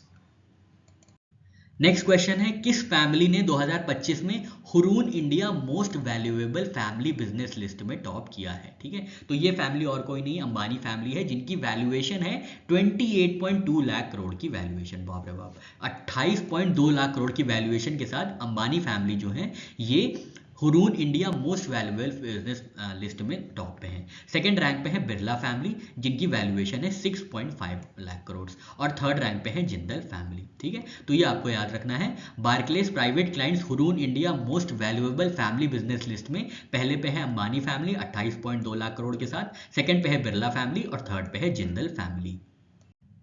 RBI का फ्री एआई फ्रेमवर्क का फुल फॉर्म क्या है? फ्री एआई फ्रेमवर्क का फुल फॉर्म क्या है? आरबीआई द्वारा जो लॉन्च किया गया है, तो इसका फुल फॉर्म है framework for responsible and ethical enablement of AI. ठीक है, पूरा फुल फॉर्म याद रखिएगा। फ्री एआई का क्या फुल फॉर्म है? एफ से है फ्रेमवर्क, फॉर आर से है रिस्पॉन्सिबल, और डबल ई से है, एक ई से है एथिकल, दूसरे ई से है एनेबलमेंट ऑफ एआई। ये किसके द्वारा लॉन्च किया गया है? तो ये रिजर्व बैंक ऑफ इंडिया के द्वारा लॉन्च किया गया है। इसके लिए एक कमेटी फॉर्म की गई थी 2024 में, जिसके चेयरपर्सन थे डॉक्टर पुष्पक भट्टाचार्य। इन्होंने पूरा एआई अडॉप्शन को असेस करके ये फ्रेमवर्क निकाला है। इनकी कमेटी ने ये फ्रेमवर्क रिकमेंड किया था आरबीआई को, जो कि अडॉप्ट किया गया है, जिसका नाम है फ्री एआई। ठीक है, free AI, framework for responsible and ethical enablement of artificial intelligence. Next question है, फॉक्सकॉन ने कहां पे आईफोन 17 का प्रोडक्शन स्टार्ट किया है इंडिया में? तो ये प्रोडक्शन स्टार्ट हुआ है देवनहल्ली, बेंगलुरु, कर्नाटका के नजदीक में। ठीक है, यहां पे आईफोन 17 का प्रोडक्शन होगा। कहां पे? देवनहल्ली, जो कि बेंगलुरु के नजदीक एक जगह है कर्नाटका में। ठीक है, और ये फॉक्सकॉन कंपनी है, जो कि एप्पल की बिगेस्ट मैन्युफैक्चरिंग पार्टनर है। इन्होंने ये कंपनी स्टैब्लिश की है, इन्होंने ये प्लांट स्टैब्लिश किया है जहां पे आईफोन 17 का प्रोडक्शन किया जाएगा। और ये सेकेंड बिगेस्ट फॉक्सकॉन यूनिट है ग्लोबली आउटसाइड चाइना। ठीक है, तो चाइना के बाहर सबसे दूसरी बड़ी फॉक्सकॉन की जो यूनिट है वो इंडिया में कर्नाटका में स्थित है। और दूसरी इंडियन यूनिट जो आईफोन प्रोड्यूस करती है इंडिया में, वो स्थित है चेन्नई, तमिलनाडु में। ठीक है, जो पहले के आईफोन्स को प्रोड्यूस करती थी। आईफोन 17 जो है ये प्रोड्यूस किया जाएगा देवनहल्ली, जो कि बेंगलुरु के नजदीक है कर्नाटका में, इस प्रोडक्शन यूनिट द्वारा, जिसको स्टैब्लिश किया गया था कंपनी फॉक्सकॉन द्वारा।